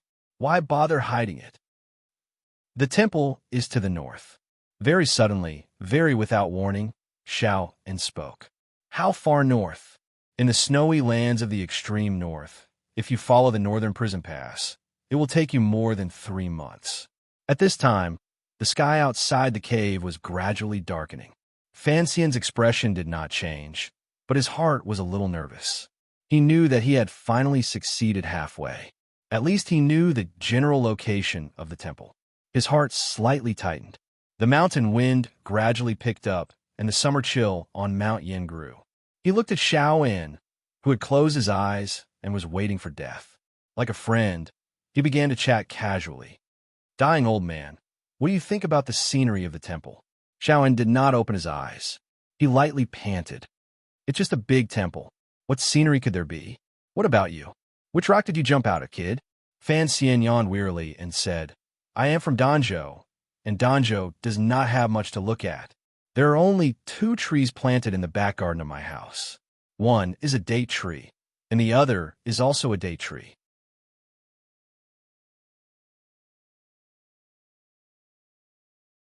Chapter 240. There are no trees in the temple. The temple is hidden within a snowy mountain. Legend has it that it only shows its true face for 2 days a year, and if one is not sincere, it is impossible to see it. Xiaoen's old voice was calm as he spoke. The temple had a very important meaning to him. Because he knew the relationship between the temple and that little girl, Chun Pingping had paid a great price to capture him back to the Qin kingdom. It was also because he knew the location of the temple that Ku He, who had benefited the most from the temple, wanted to silence him. The Northern Qi emperor had extravagantly hoped to receive help from heaven from the temple. But what was the temple? It was nothing more than a temple. Xiaoen suddenly felt that the first half of his life was fake. Only the second half of his life behind bars was real. The old man looked at the darkening sky outside the cave. "Master Fan, do you believe in the existence of God?" he asked with a wooden expression. Fan Xian was silent. He thought of his rebirth in the box. He nodded. "I believe in the existence of God more than anyone else in the world." "What is God?" "If I knew what God was, then I would be God." Xiaoen looked at him with admiration. For someone as young as you to be able to see so clearly is rare. He paused, but his majesty was still young at the time, so he did not see clearly. Fan Xian knew that the story was about to begin. He couldn't help but feel nervous and expectant. Do you know what the world was like 30 years ago? The kingdom of Wei was powerful and could unify the world at any time. Correct. At that time, I was already the leader of the Wei Kingdom's Red Cavalry and His Majesty's confidant. Xiao En recalled the past, but his expression was strange. He didn't seem to be immersed in the glory of that day, nor did he bear any grudges. Perhaps because he was about to die, he was indifferent and calm. The world of that day was the world of the Kingdom of Wei. All of its talents were in the court, but the ones who truly stirred up the court, aside from the previous emperor, were two pairs of brothers. Fan Xian saw that the old man's expression seemed to be able to hold on, and he felt somewhat reassured. One of them was you and Zhuang Mohan. Correct. That brother of mine was more promising than I was. Xiao En's expression softened. And he's more sentimental than I am.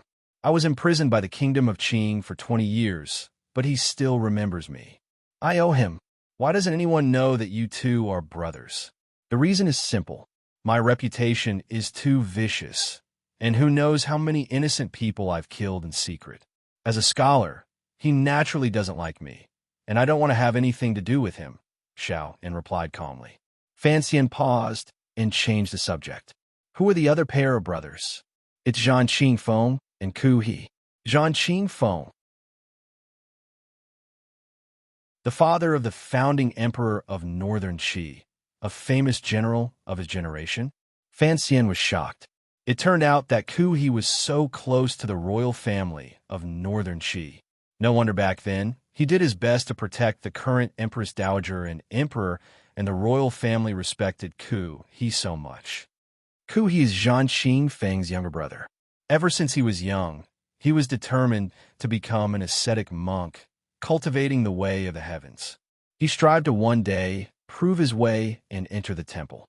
Xiao En said sarcastically, most people believe in the temple, but who has actually seen it in the past 1,000 years? It's just that those ascetic monks preach the way everywhere, and their lives are even more pitiful than those of beggars. But the temple really does exist, Fan Xian reminded him. Correct. Xiao En closed his eyes.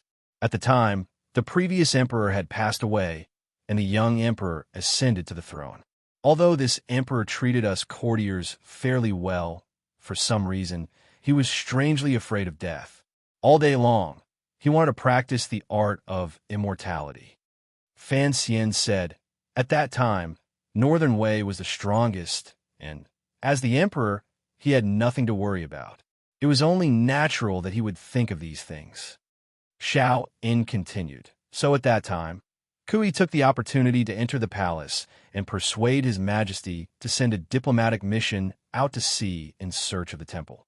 He said that if the immortals of the temple taught His Majesty immortal magic, then he would naturally be able to live forever. When His Majesty heard this, there was no reason for him to refuse. He smiled bitterly.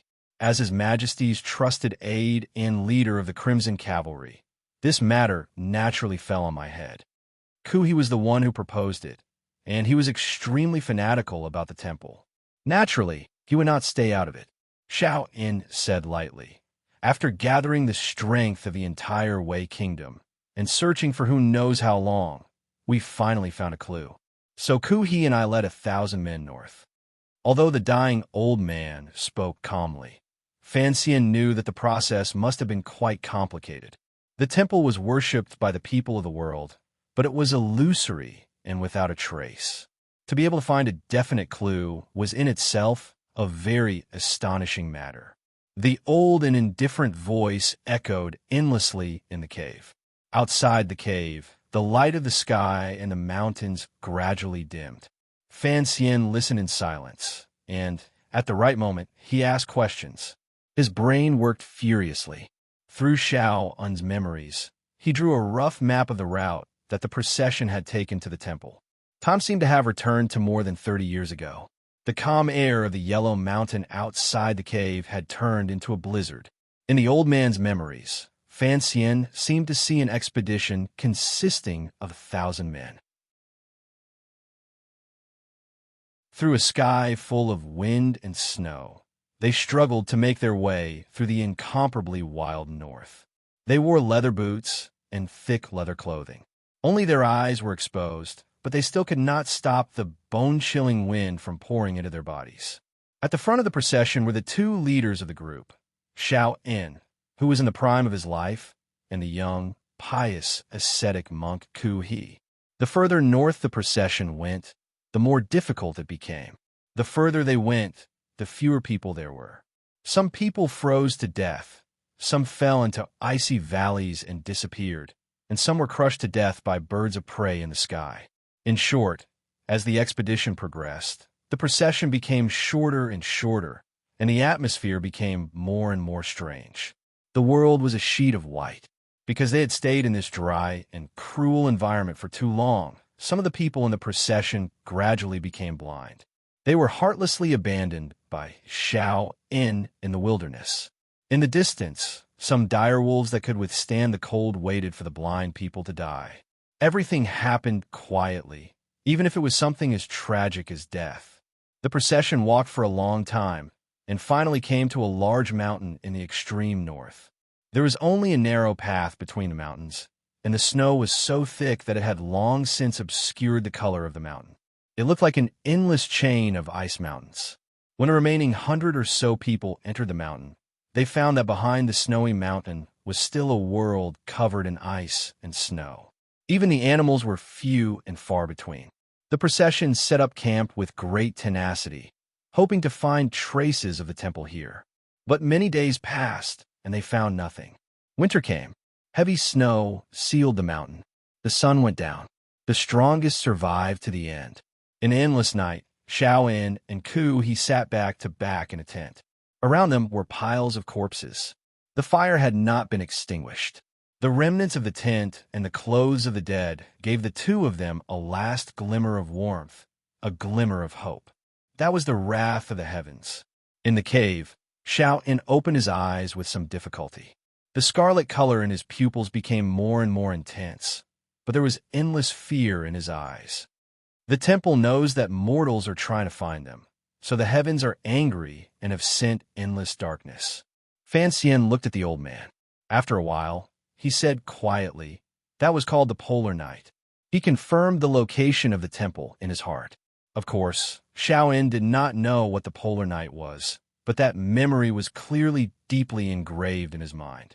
He said with a perplexed expression, "At the time, Ku He was eating human flesh in an extremely sweet and stingy manner. He was praying piously to the heavens. I couldn't help but despise him. Unexpectedly. Perhaps in the end, he really did move the immortals in the temple, and so the sky suddenly brightened." Fan Xian couldn't help but look at Xiao En. He wondered how the two of them had been able to survive in the polar night that lasted for months. Even if they had human flesh to eat and tents to burn, the kind of loneliness and struggle between the two of them would have probably driven them mad. Xiao En suddenly laughed and said, "The sky brightened in an instant. At that time, Ku He and I were at the end of our lives. But suddenly we found hope. We didn't know where the power came from, but it supported us to continue living. And then you found the temple." Fan Xian picked up the dagger and put it by his side. He asked quietly, "What was the temple like?" Many years ago, outside the snowy mountains, two people, so thin they were only bones. With great difficulty, they walked out of their tents. Their sunken eyes and sallow complexions, and their swollen gums as they breathed, all revealed one thing. They were about to die. The light of the day was finally not so stingy. After coming out for a while, some animals awoke from their caves. Although the two of them were already arrows at the end of their flight, they were still much more ferocious than the wild beasts. So they were able to replenish themselves and stand up again. That day, they narrowed their eyes and looked at the snowy mountains in front of them in a daze. They had no idea where the temple they had been so painstakingly searching for was. Here, there was only a vast expanse of white. It was very clean. Suddenly, a ray of light shone down from the dark blue sky. The light from the snowy mountains twisted strangely. Very suddenly, a beautiful temple appeared out of thin air in the mountains. This grand temple was built against the mountain. The black stone walls and the light gray eaves supported each other. It was indescribably dignified. Kui stared at the mountains in a daze. Suddenly, he fell to the ground in agitation. He looked in the direction of the temple and burst into tears. Shaoan stood there dumbfounded. A moment later, he woke up and sat down in the snow. He didn't have the strength to stand up for a long time. This was the temple.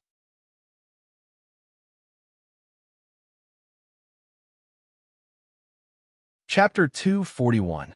Ku He, still a young man, and Xiao En, with a face full of shock, began to climb up the snowy mountain. Their faces were no longer frozen by the wind and snow that filled the sky. Instead, they were filled with a complex mix of emotions: excitement, joy, nervousness, excitement, and a faint sense of fear. There was no fear on Ku He's face, only incomparable fanaticism. He was an ascetic monk, and his whole life he had longed to be able to touch the door of the temple with his own hands, to be able to gently kowtow to the stone steps in front of the temple. The vast universe on the snowy mountain seemed very close, but when the two of them tried to approach it, they discovered that the temple was an extremely distant existence. After climbing for a long time, they felt that the temple was getting further and further away. Those black, solemn stone walls were like an illusory shadow that could vanish into the snowy mountain at any moment. According to legend, the temple only appeared twice a year. Ku He and Shaoan did not want to give up on this opportunity, so they used all their strength to climb up the snowy mountain. They didn't know how long they had climbed, but their bodies were covered in cuts from the icicles. They were dripping with blood, and they left two faint lines of blood on the snowy ground. With a clap, Ku He's palm finally touched the stone steps in front of the temple. The young ascetic monk could not help but impudently clap twice, expressing the ecstasy and indescribable excitement in his heart. Xiao En was slower than him. He secretly gripped the hidden weapon in his sleeve and looked at the main door of the temple with a trace of fear. This door was at least 7 meters tall, like a book that a god had thrown into the mortal world. The door in the Wei Kingdom's palace looked like a miniature version of the door of the temple. It was far less grand and majestic than this temple. It was indeed not a place for mortals to live. The stone walls of the temple were covered in dust. It must have been many years since anyone had come to visit this most mysterious place in the world. Xiao En swallowed and prepared to find a way to enter the temple. He had been entrusted with an important task by the emperor and had requested the recipe for immortality. Now that success was at hand, he was naturally excited. But Ku He was not like him. He very devoutly knelt in front of the temple, constantly kowtowing. Gradually, blood began to seep from his forehead. He walked towards the door of the temple and stretched out his hand, but he could not touch the giant door. It seemed that as his fingertips moved forward, the giant door was retreating in a strange way. The divine temple was right in front of them, but it was far away. 30 years later, in the cave, the dying Sean's eyes were filled with a trace of sadness. I couldn't get in. Fan Xian loosened his tightly clenched hands and quietly said, "This is something that can be imagined. Otherwise, the 4 great grandmasters would become the 5 great grandmasters. Ku He is stronger than me. Even if I had his luck, I would not be able to enter the realm of a great grandmaster." Xiao En shook his head, but Ku He was not able to enter either. That temple seemed to be protected by some mysterious power. Back then, Ku He and I were the strongest warriors in the world, and yet we were unable to enter. Fan Xian came to a realization. Among the secrets of the world, teacher Fei Jie had once mentioned that Ku He had knelt on the stone steps in front of the temple for a long time before he gained the power to dominate a region. It seemed that this rumor was somewhat true. He suddenly furrowed his brows and asked, "What exactly is a temple?" This was a question that Xiao En could not answer. The old man said weakly, "There is a large plaque at the front door of the divine temple, but it is very old, and I cannot make out what is written on it. I suspect that it is a rune left behind by the heavens." Fan Xian's heart trembled. "What kind of rune is it?" Xiao En looked at the excited Fan Xian, and his eyebrows twitched. It seemed that this young man, on the brink of death, was still so curious about the unknown. He was a little interested. "It is the character Wu." The old man stretched out his finger with some difficulty and gestured in the air. Fan Xian immediately understood and said to himself, "The hidden dragon does not use?" As soon as the words left his mouth, he laughed in spite of himself. "There are 3 identical runes," Xiao En continued. His finger moved up and down in the air, and then up and down again, drawing 2 arcs. His fingertips pierced through the air, giving off a mysterious feeling. Fan Xian was a little surprised. He knew that he could not discover anything from such simple runes. Did the divine temple have anything to do with his rebirth? Did it have anything to do with his mother? It seemed that he would have to wait for the future to find out. But he might not be as lucky as Ku He and Xiao En, who would be able to survive the long polar night. "I don't think the story ends so simply." Xiao En coughed. "That's right. When a goal that you have so painstakingly pursued is right in front of you, but you can never reach it, you will always feel a strong sense of dissatisfaction." Ku He very sincerely knelt on the stone steps in front of the divine temple, and I began to slowly walk towards the high wall on the side of the mountain. Outside the cave, the darkness enveloped the 2 of them. There was no fire, so there was no light. Xiao En's indifferent voice recounted the events of decades ago, and it seemed very strange. Fan Xian suddenly said in a soft voice, "You were looking for a sewer?" Xiao En looked at the young man's silhouette at the mouth of the cave. "You were in the same profession. Of course you knew what I would have done. You couldn't even get close to the wall. How could you have entered the divine temple through a sewer? Besides," Fan Xian frowned, "for a place like this left behind by the heavens, it is not certain that there would be a sewer. So I failed," Xiao En said straightforwardly. "Now that I think about it, I was very brave at the time.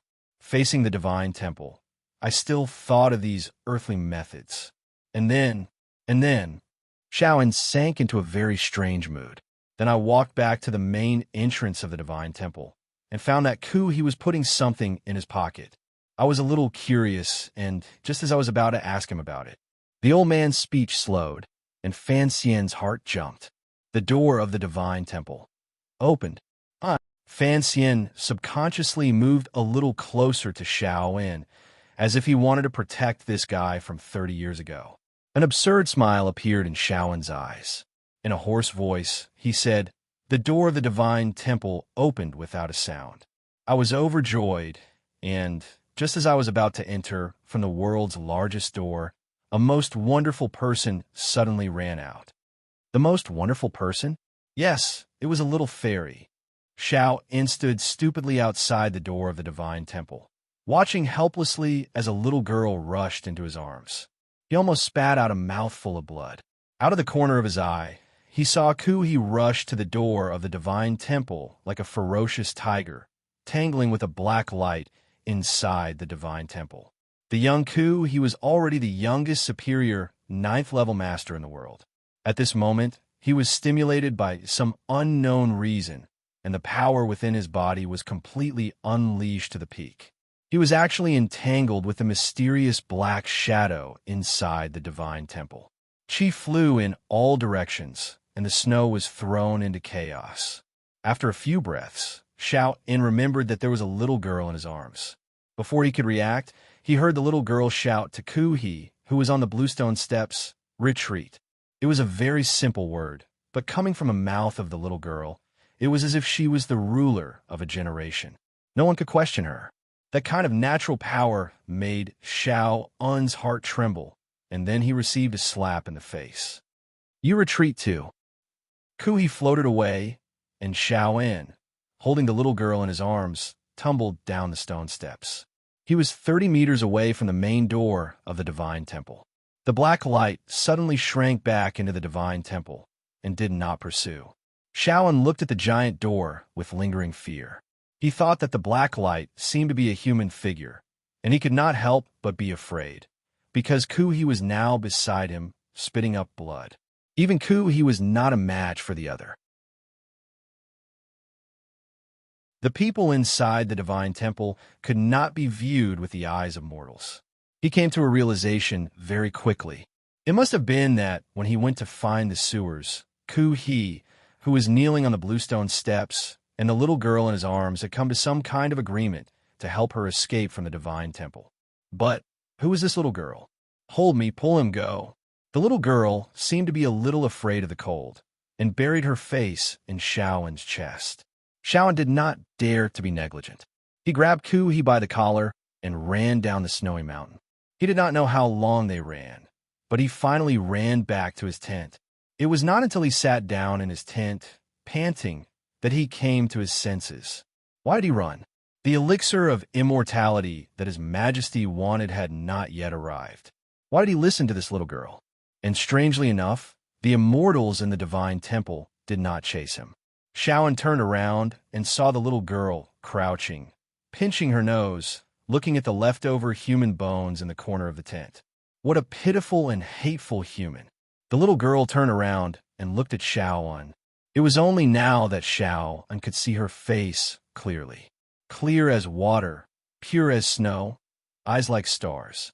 She was a beauty that no mortal should have. In the darkness of the cave, Fan Xian's expression could not be seen, but his voice was a little strange. How old was that little girl? 4 years old. At most 4 years old. Shaoan's eyes were open, and it was as if he could still see that beautiful face. When I held her in my arms, I felt that she was so light it was like she did not exist. Fan Xian was a little confused. Also 4 years old? Why do you say also? It's nothing. Fan Xian smiled, and his eyes lit up. Do you know who that little girl is? Shaoan spoke with absolute certainty. Of course I do. She is a little girl who longs for the world of mortals. So she ran out of the divine temple. Fan Xian laughed and shook his finger. Believe me, she is just a little girl who ran into the divine temple to steal things.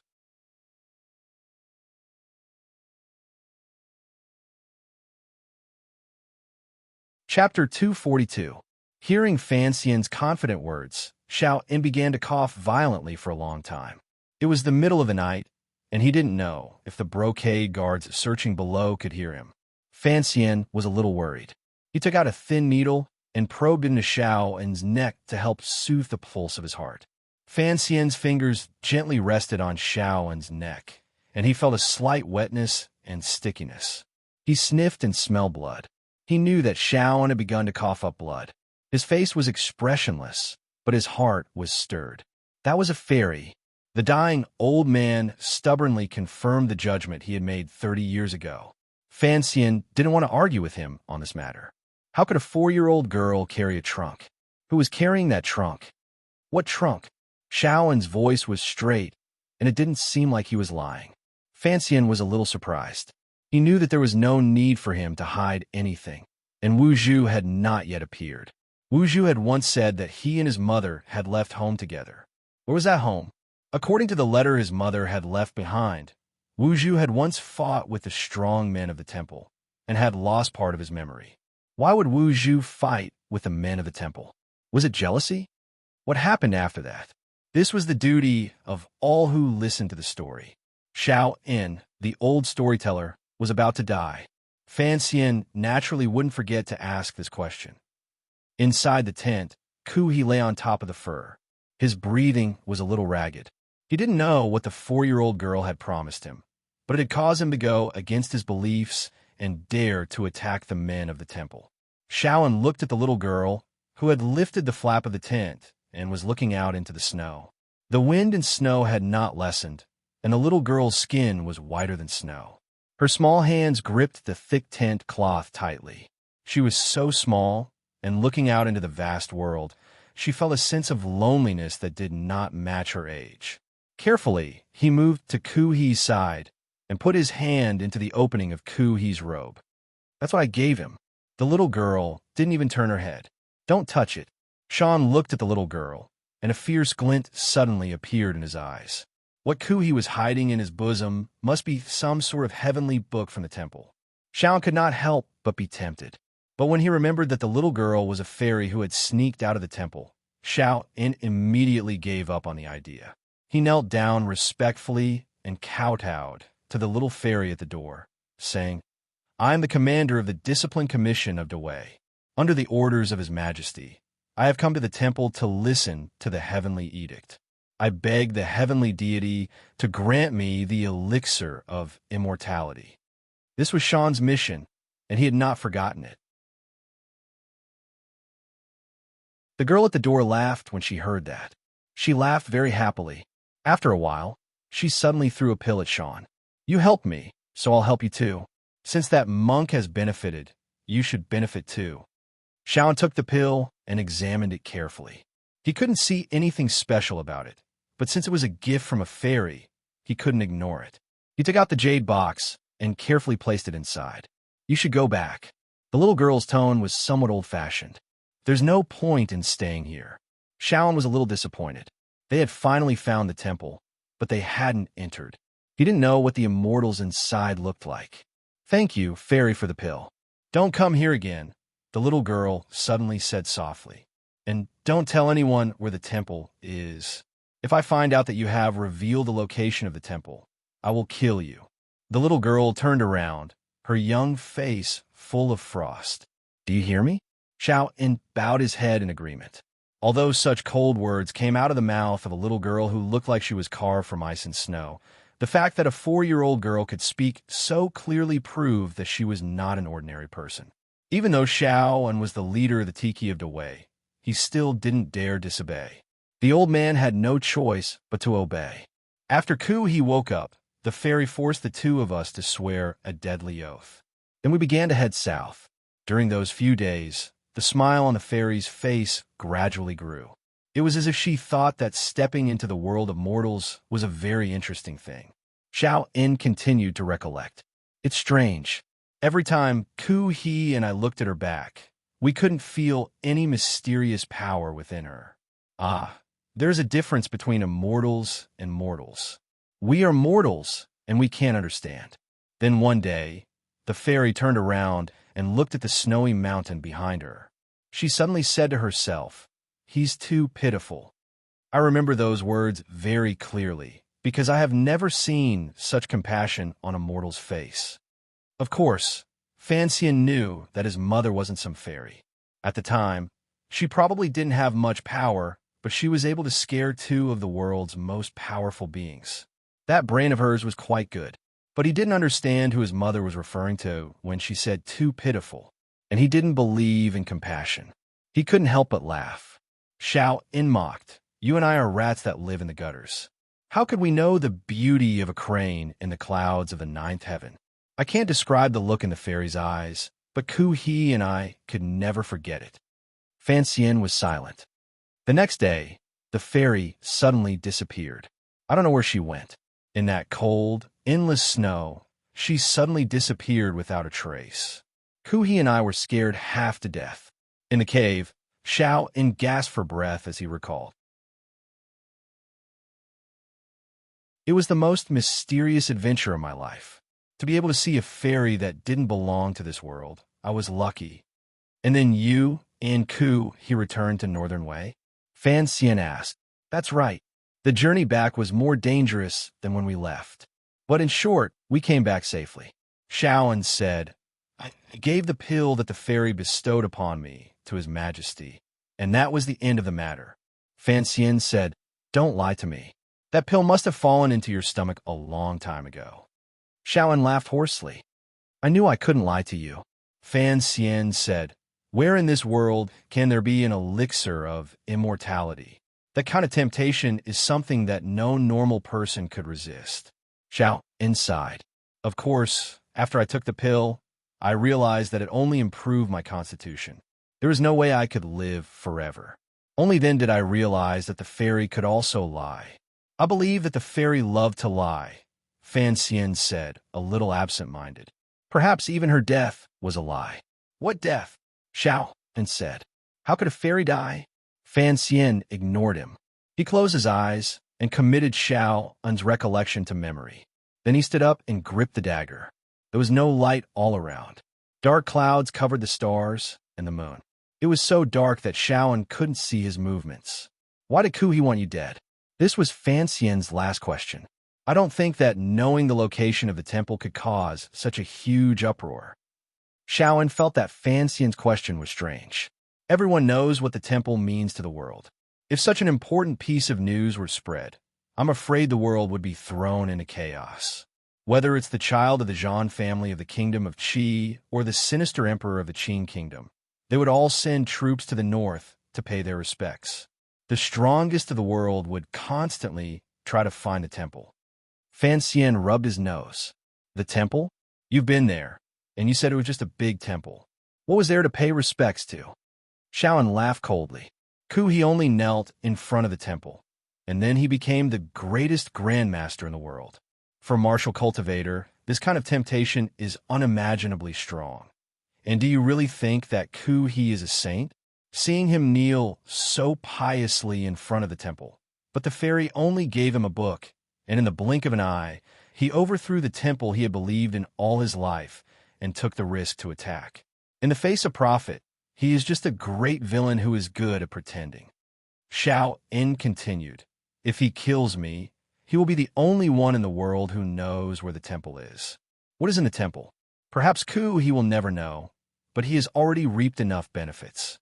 So why would he take the risk and allow the other strongest of the world to have this opportunity? Fan Xian thought about it. This was indeed the case, and he vaguely understood why he was so obsessed with killing Shaoan. Perhaps it was to protect his glorious image as the imperial advisor, and not to expose the ugly things he had done on the journey north. Perhaps he knew what was in the temple, and that it would bring unknown dangers to the world. What is in the temple? Fan Xian sank into deep thought. His finger unconsciously traced the word Xiao and had spoken of the word do at the door of the temple. His finger gradually sped up, and there was a sound of rushing wind. For 1,000 years, the world has known that the temple does not meddle in worldly affairs. And I gotta find it was already a very risky gamble. Reality has proven that so long as we leave the temple, the people in the temple will not cause trouble for the people of the world. is the protector of northern Qi. How would he dare to take the risk of offending the heavens? Shaoan's energy was gradually waning, and his voice was getting quieter and quieter, but the fear in his voice still lingered.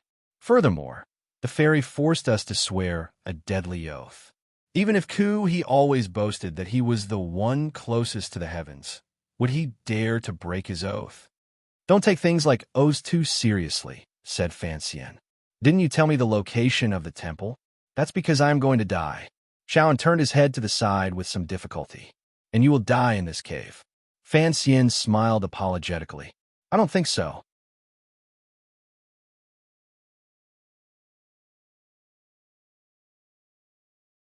Chapter 243. In the silent night of the valley, there were no weeds as far as the eye could see. Instead, there was a dark night sky that stretched between two precipitous walls. Fan Xian tidied up his clothes and tied up his torn left trouser leg as he said in a quiet voice, I'm sorry. That fairy's surname is Yi. Her name is Yi Qingmei. Yi Qingmei? Xiao En was shocked. What did you say? Could it be that the mistress of the Yi family is the fairy I once met? When the Yi family suddenly rose to prominence, Shaoan was still the head of Northern Wei's secret service, so it was no surprise to Fan Xian that he knew the name of the mistress of the Yi family. He smiled. Aside from the fairy you speak of, who else could have the Yi family change the state of the world in a few short years? So that's how it is. That's how it is. Shaoan coughed again. No wonder the kingdom of Qing could rise so fiercely. So there was the shadow of the temple behind it. Wrong, Fan Xian said. Fan Xian said, you are already a person about to die. So let me tell you, Yi Qingmei, the fairy you speak of, is not an immortal from the temple. She is like us, just a normal person. Shaoan had not yet recovered from his earlier shock. He did not believe what Fan Xian had said. Instead, he was immersed in his last question before he died. Why did the fairy want to capture me and bring me to the kingdom of Qing?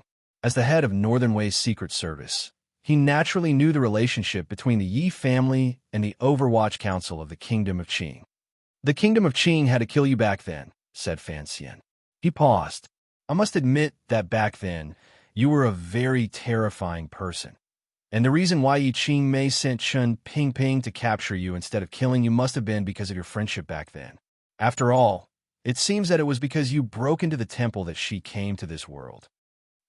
Then, just who, ahem, are you? In the darkness, Shaoan's eyes stared at Fan Xian like two sharp arrows. For an old comrade on the verge of death to still have such sharp eyes, Fan Xian couldn't help but feel a little startled.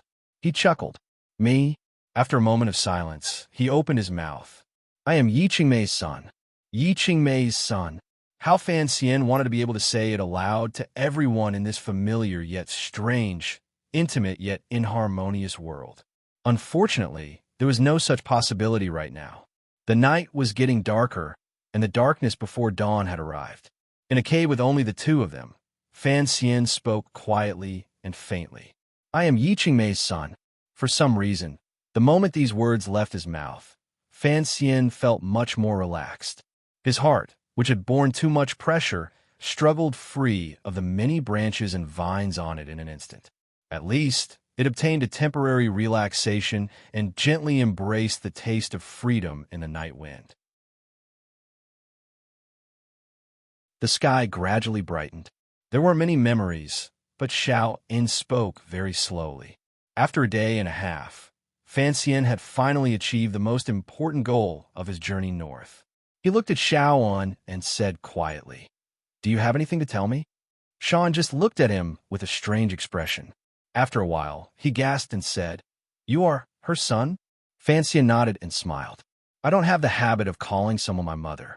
Xiao En coughed violently, shaking out the last few drops of blood in his heart. He seemed to be crying and laughing at the same time. No wonder you know so many things. No wonder you are so interested in the location of the temple. Before he died, the old man finally saw everything clearly. Gasping for breath, he said, It seems that this cave won't be able to hold you. I don't have the habit of throwing myself into a death trap. Fan Xian had already prepared everything. He moved closer to Xiao En. Xiao En suddenly stared fixedly into his eyes. If you want to live well, don't go to the temple. Fan Xian's face was calm. He didn't reply. Xiao En didn't look at him again either. He only turned his gaze to the precipice behind Fan Xian. He frowned slightly, as if thinking about something. After a while, the old man gasped softly. I used to think that I was a ruthless man who didn't fear death. I only sought freedom. Now that death is right in front of me, I know that everyone is afraid of death.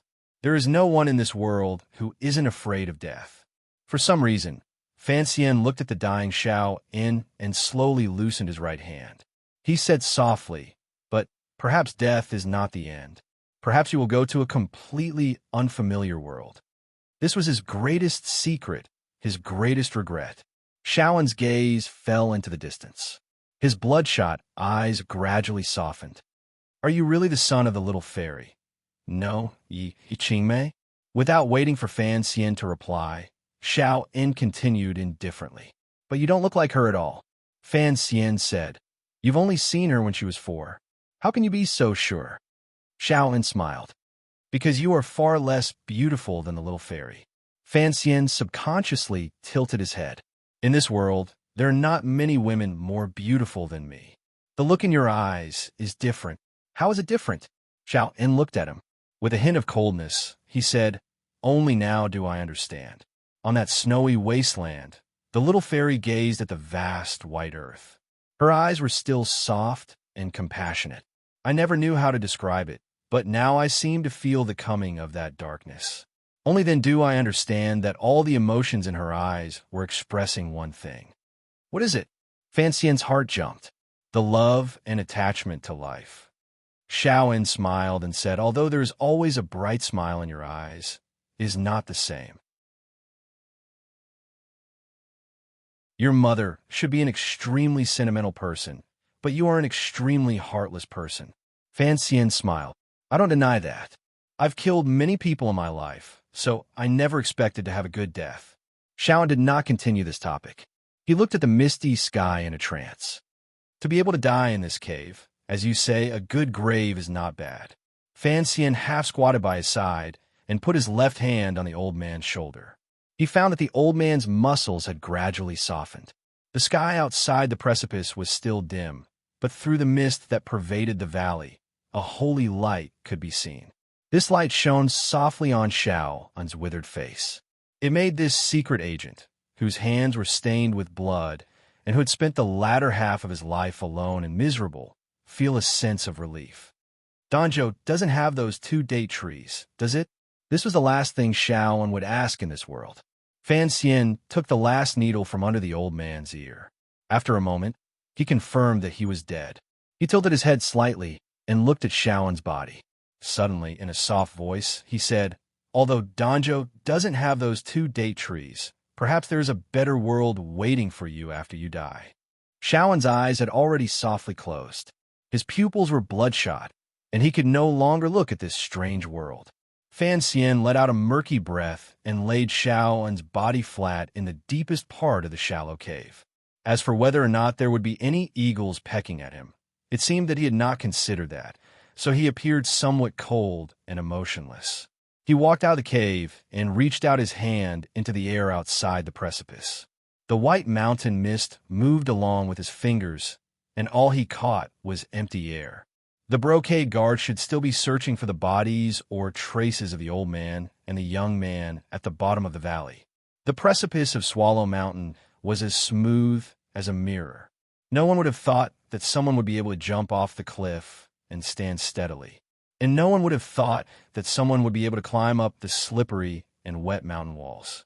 Fan Xian's whole body was like a piece of paper, tightly pressed against the mountain wall. Behind him was the thick morning mist, effectively concealing his figure. Even if someone was on the opposite side of the mountain wall, they would not be able to discover that he was slowly climbing up like a gecko. When he was in Danzhou, from the age of 12 to 16, he had spent a full 4 years controlling his junshi outside his body. This was an extremely foolish method of cultivation, but Wu Zhu did not care. Fan Xian practiced it to his heart's content. Unexpectedly, later on in Fan Xian's life, it had helped him so much. Crawling like a gecko, sticking close like a snake, Fan Xian carefully climbed up and up and up, his face expressionless. The effects of the ephedra pill had long since faded, and his jinshi was somewhat lacking, so he did not dare to be careless. The shallow grass rustled slightly, and a hand clung to a rock beside the precipice. A person covered from head to toe in black night clothing climbed out of the valley like a ghost. Fan Xian's face was covered by a hat. He turned his head and saw that the valley was quiet, as if nothing had happened. After a moment, his heart skipped a beat. Through the thick morning mist, he gazed at the mountain forest, but he could see nothing. But he felt as if someone was watching him, and that person's gaze seemed to be fixed on him. Fan Xian lowered his head slightly and turned around. He did not think, nor did he have time to think. Like a black arrow, he plunged into the thick mist, running in the direction of the capital. Outside the residence of the diplomatic mission in the capital, Gaota held a long knife in his hand. His eyes were as round as a fierce tiger's as he stared at the people in front of the courtyard. The young master had not left the house for a day and night, and all visits from Northern Qi officials had been refused. But early that morning, someone from the brocade guard had come to deliver an edict from the palace, saying that the young emperor wanted Fan Xian to enter the palace for a chat. Few people knew that Fan Xian was not with the diplomatic mission. The commander of the brocade guard, Shan Zhong, hoped that Fan Xian was not with the diplomatic mission, but after a night of searching, Fan Xian's body had not been found. So Northern Qi finally became suspicious, and so they urgently wanted to know where Fan Xian was. Who would have thought that the people of Qing would be so rude and unreasonable? Using Fan Xian's drunkenness as an excuse, they forcibly prevented the Northern Qi officials from entering the diplomatic mission. Conflict was about to break out, but at that moment, a rustling sound came from the end of the street. It was not the sound of street sweeps, but footsteps. The Northern Qi officials were overjoyed.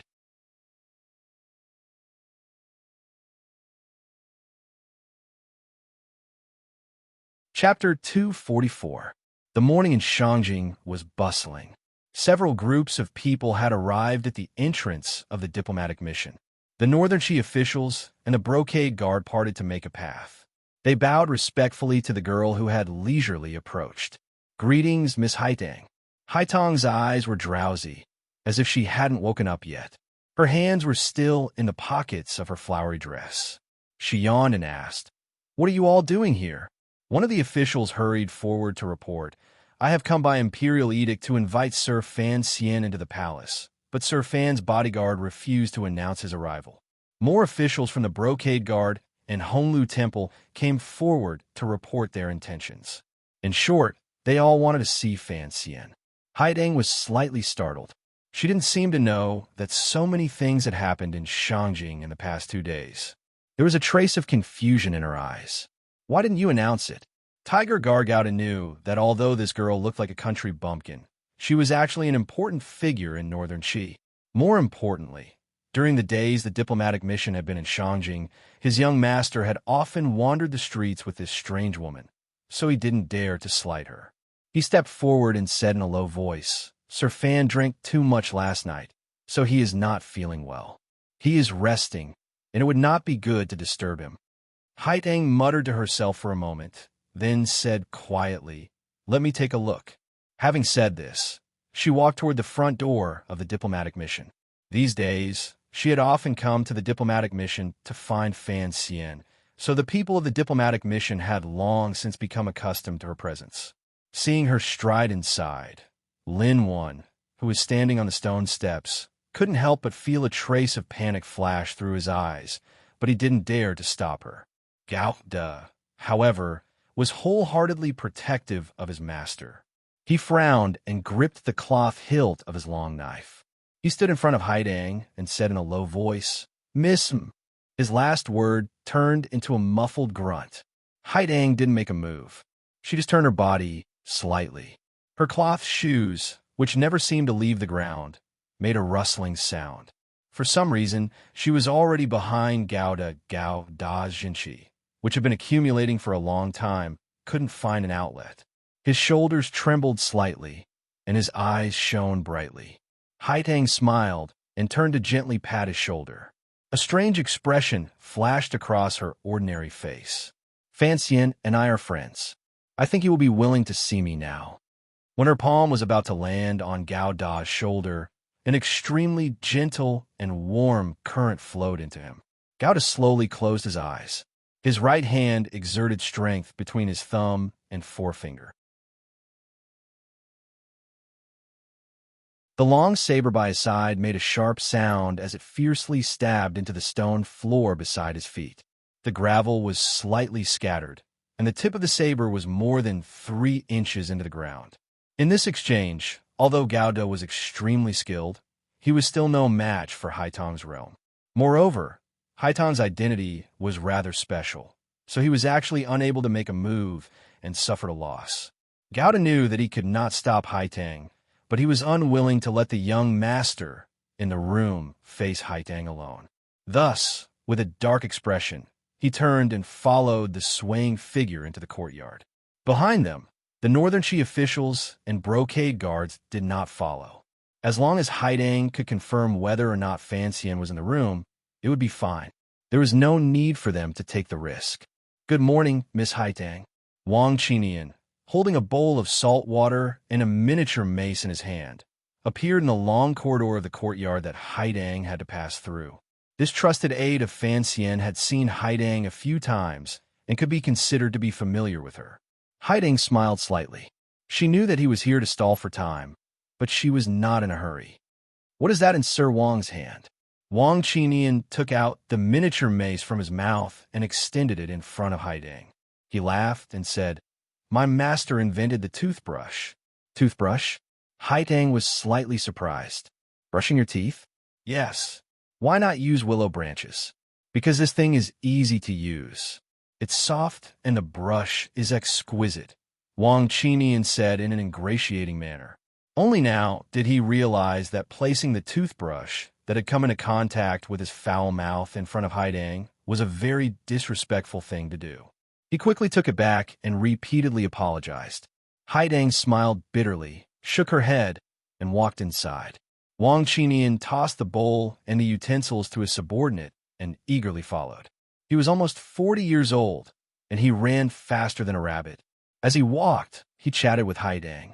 He also said that Fan Xian had drunk too much yesterday and was probably still resting. How about she come back later?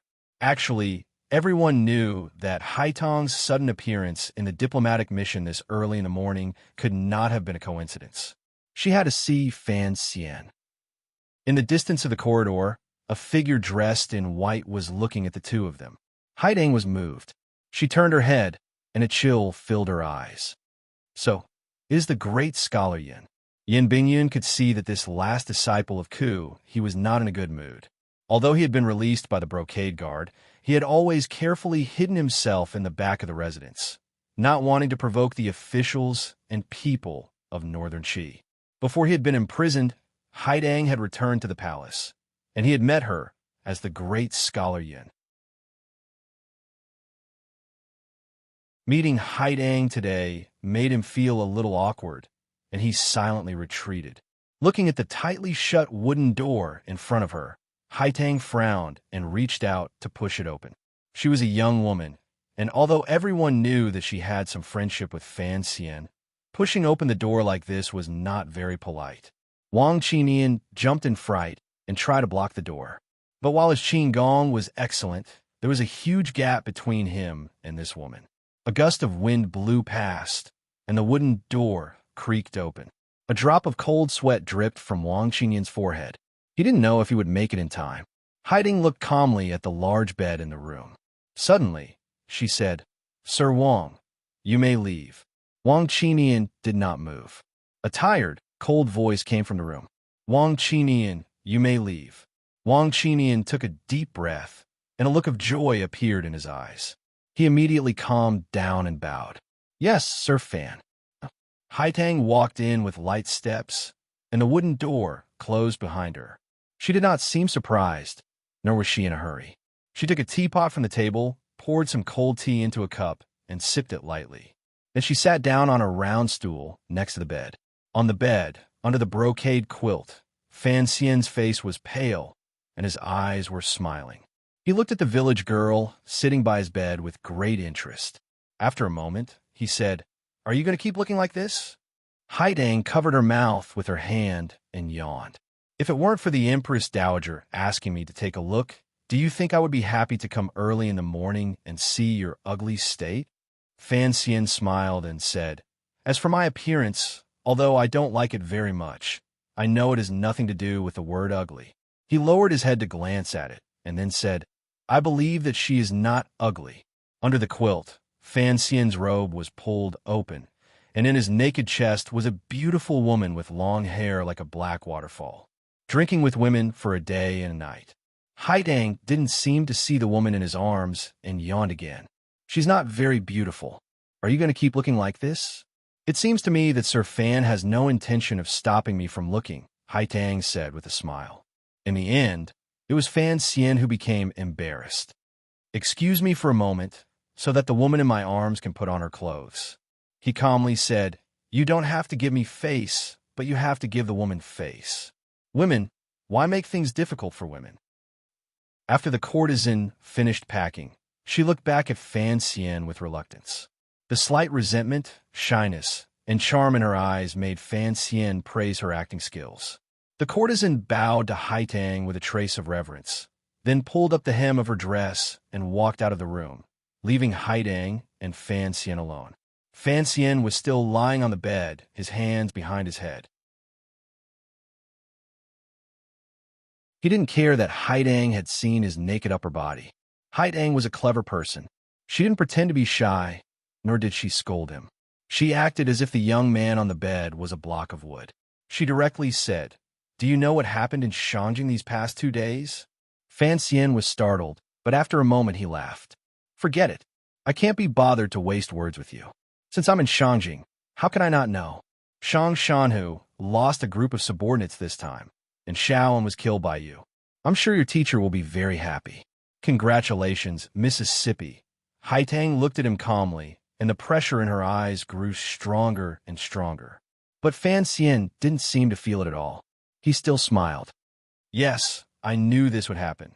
So in order to avoid suspicion, I had to lock myself up in the diplomatic mission for 2 days. I'm sure you understand.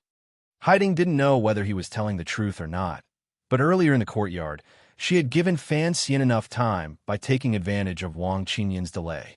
No one knew why Haiding was willing to do this.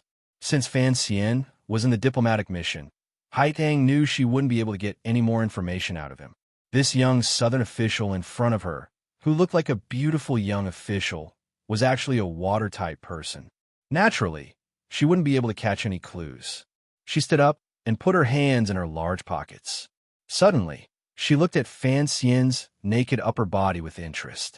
Fan Xian stealthily circulated his tyrannical jinshi, and his beautiful face blushed. "Why are you blushing?" Haidang asked with a smile. "You're glowing." Fan Xian suddenly felt an indescribable danger approaching. A day and 2 nights of mental exhaustion caused his face to immediately turn deathly white. "Why are you white again?" Fan Xian took a deep breath and smiled. "The night of spring is bitter." You're tuning in to the Romance Rendezvous YouTube channel. We're so grateful for your support, and don't forget to subscribe to join us on this incredible journey through captivating stories. Your generosity through donations truly makes a world of difference, as it's the primary source of revenue that allows me to expand and enhance this channel for you. Thank you from the bottom of my heart for being a part of this adventure.